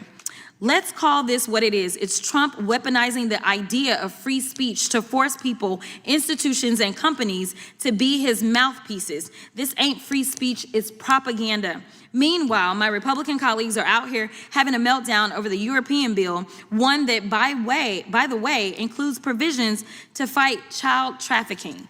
You know, it's frustrating because we talk about being fiscally responsible and we talk about free speech. And right now, as we're having these discussions, you know who's trying to shut down members from voting in the way that they want to vote? It's the president, who literally said he would look at anyone who decided that they were going to vote to release the Epstein files as hostile. That sounds like a threat as it relates to all First Amendment protections, in addition to the fact that it's literally contravening our constitutional duty that we swore an oath to, because we don't swear to an orange king. Instead, we have sworn an oath to the Constitution, and we were elected to represent the people that elected us. Thank you so much, and I'll yield. Gentlelady yields. Gentleman from North Carolina is recognized. Thank you, Mr. Chairman. To the witnesses, thank you all for being here. This is a very important topic when we look at what's going on in Europe, and because of what's going on in Europe, what's happening by extension around the world. When we look at the encroachments on freedom of expression, freedom of speech, it is chilling. And it's remarkable that the countries that gave birth to the Western civilization that we all enjoy are really becoming totalitarian. And even points of expression that are organic to the United States or statements made while in the United States can result in being arrested once you return to Europe. If this was noted 15 to 20 years ago, people would not believe it. And listening to the witnesses here who are on the ground, who are dealing with these totalitarian measures in Europe, it's worth noting to anyone who listens that they are thanking the President of the United States. They are begging the President, they're begging the Vice President and the Secretary of State to continue doing what they're doing, fighting this repression that's going on in Europe. And we've heard testimony that economic liberty is diminishing, freedom of opinion is diminishing, freedom of expression is gone, increased scrutiny of online comments, Twitter, Facebook, or X, it's gone. All under the mantra of safety. And Mr. Price, I want to talk to you first. You said that these points of legislation are really aimed at, quote, protecting youth. How exactly are the proponents of these restrictive measures, how are they making the argument that they're protecting youth? Yes, that's the argument they make, sir. Essentially, particularly if we look at the Online Safety Act, it's the premise is that safety requires various kind of restrictions, such as age verification. And what that does in effect is that it means that minors aren't allowed to access certain content. But there's two types of content. One is what they call primary priority content, which is the worst kind of things that we would all agree is wrongful. But then there's also priority or primary content, which would include things that I think are otherwise lawful that people should be allowed to access, particularly in the United Kingdom, where the proposal now is to give, I think it's been passed or it's in the process, 16-year-olds the vote, who would then be prevented from seeing certain content under the Online Safety Act. And in terms of some of the examples you've mentioned that give me concern, it doesn't seem as though there's too much restriction for modern gender theory, transgenderism, aimed at children, or graphic or explicit material aimed at children. But there are restrictions on pointing out verses of Scripture or biblical truths that people adhere to. You can't discuss that online. How does that factor into the protection of the child? I think your point is well made. It's worth noting, and it often strikes me, that smartphones with internet access have been available, really, the iPhone was launched in 2008, and there were no immediate actions by governments or regulators to try and protect children from content. It's only after the election of Donald Trump and Brexit that there was suddenly an enormous effort at the European level to crack down on content in the name of safety. But I suspect, as I say, that there's an underlying political justification. So what's the goal? I mean, we've talked about the diminishing prosperity, the freedom is gone, there's diminished enjoyment of life, there's diminished humor, there's zero free-flowing information. What's the goal besides complete political power? I certainly think the goal, as you allude to, is narrative control. Information is the first and most important as we're quantity in a democracy, that's how we make our decisions based on what we hear. And if you can restrict the amount of information that people hear, or you can channel it in one direction, then you influence the democracy. And as I say, there's increasing discontent in Europe about the direction of travel in so many areas. And I do believe the DSA, like the German Network Enforcement Act and other related legislation, is part of a serious effort to control the narrative. And it's basically a tool of quote, quote, progressivism to silence dissent and to move the agenda forward. Is that correct? That's what I'm gleaning from the conversation today. Certainly in a lot of our work, it has gone that way. It seems that Christians are disproportionately targeted. There was a dissenting opinion by the Polish judge in a case called Dotra Rasobaka before the European Court of Human Rights in 2022, where he made the observation that when it comes to speech, those who are critics of Islam seem to be prosecuted and do not have the protections of the right to freedom of expression, whereas Christians, people who are critical of Christianity, are prosecuted and they suddenly are entitled to free speech in that context. So in the UK, we often call this two-tier policing, and I think there's a two-tier approach to human rights. Certainly the Polish judge did, and I agree with him. Interesting. Mr. Kaye, just briefly, in regards to the points that you've made, I appreciate what you've said. I appreciate your perspectives. Would you admit at this point that the Biden administration was involved in suppressing information as it related to various components of the COVID response, the COVID treatment plans, the vaccines, efficacy, and so forth? I mean, no, that is just not something I know. You wouldn't stipulate to that? No. Even in, I know you criticize Mr. Zuckerberg for saying that the government leaned heavily on social media companies to remove content as it related to COVID. So you do not think that the government was engaged in suppressing information in any way? Well, we know there was, because there's Supreme Court, cases around this, where the allegation was that officials in both administrations, the Trump and Biden administrations, did put some pressure on the companies in terms of public health messaging. There's no question about that. I think the court found that that didn't constitute unlawful pressure or coercion, but clearly those kinds of messages were part of the period of 2020, 2021. Do you affirm that action by regulating content or no? Do you affirm the motivations or the actions of the Biden administration to suppress the COVID discussions? No, I think there needs to be clear back and forth and information sharing between government and the largest platforms that shape the information environment. Of course, you don't want coercion, but I think you have to find the balance where that kind of back and forth can exist. Well, I'm sure you're aware that they say they were coerced by the Biden administration. I think it appears to be a partisan interpretation when you say that it was reasonable what Biden did with Facebook, with X, and so forth. Well, I mean, we could go back and forth, but my view is that wasn't coercion, actually. If you could type on Facebook, these vaccines do not work, would that have been allowed? I think, no, it honestly, would be stripped. I think it would depend on when we're talking about. Under Biden, it would have been stripped. Yeah. I'm sorry, our time's up, but. Yeah. Anyway. Mr. Chairman, may I add just one very brief point? Of course. Yeah, thank you. I just want to make one point about hate speech, because there's been a lot of discussion about hate speech here. And I think it's valuable for us to at least understand the basis for where these hate speech laws come from. Most of the language from the international law on hate speech, particularly in Europe, was a result of the use of propaganda to target Jews and others during the Nazi Holocaust. So quite a bit of the hate speech is actually a response to that history. And I think at least acknowledging that is a part of the cultural freedom of expression background in Europe is useful, so that it's not just a kind of bullying of Europeans, but also an understanding of where they come from. Yeah, but Mr. Price made the point, I think his last comments made the point about a two-tiered system, which they see versus how certain Christians get treated versus how people of a different faith get treated. And if you even use that term, two-tiered system, you can be criticized for using the term about something that many people think exists currently in the UK and in the EU. So there's been lots of comments there. I'll give the chairman, the ranking member some time, and I got maybe one last question, one last point I would like to make.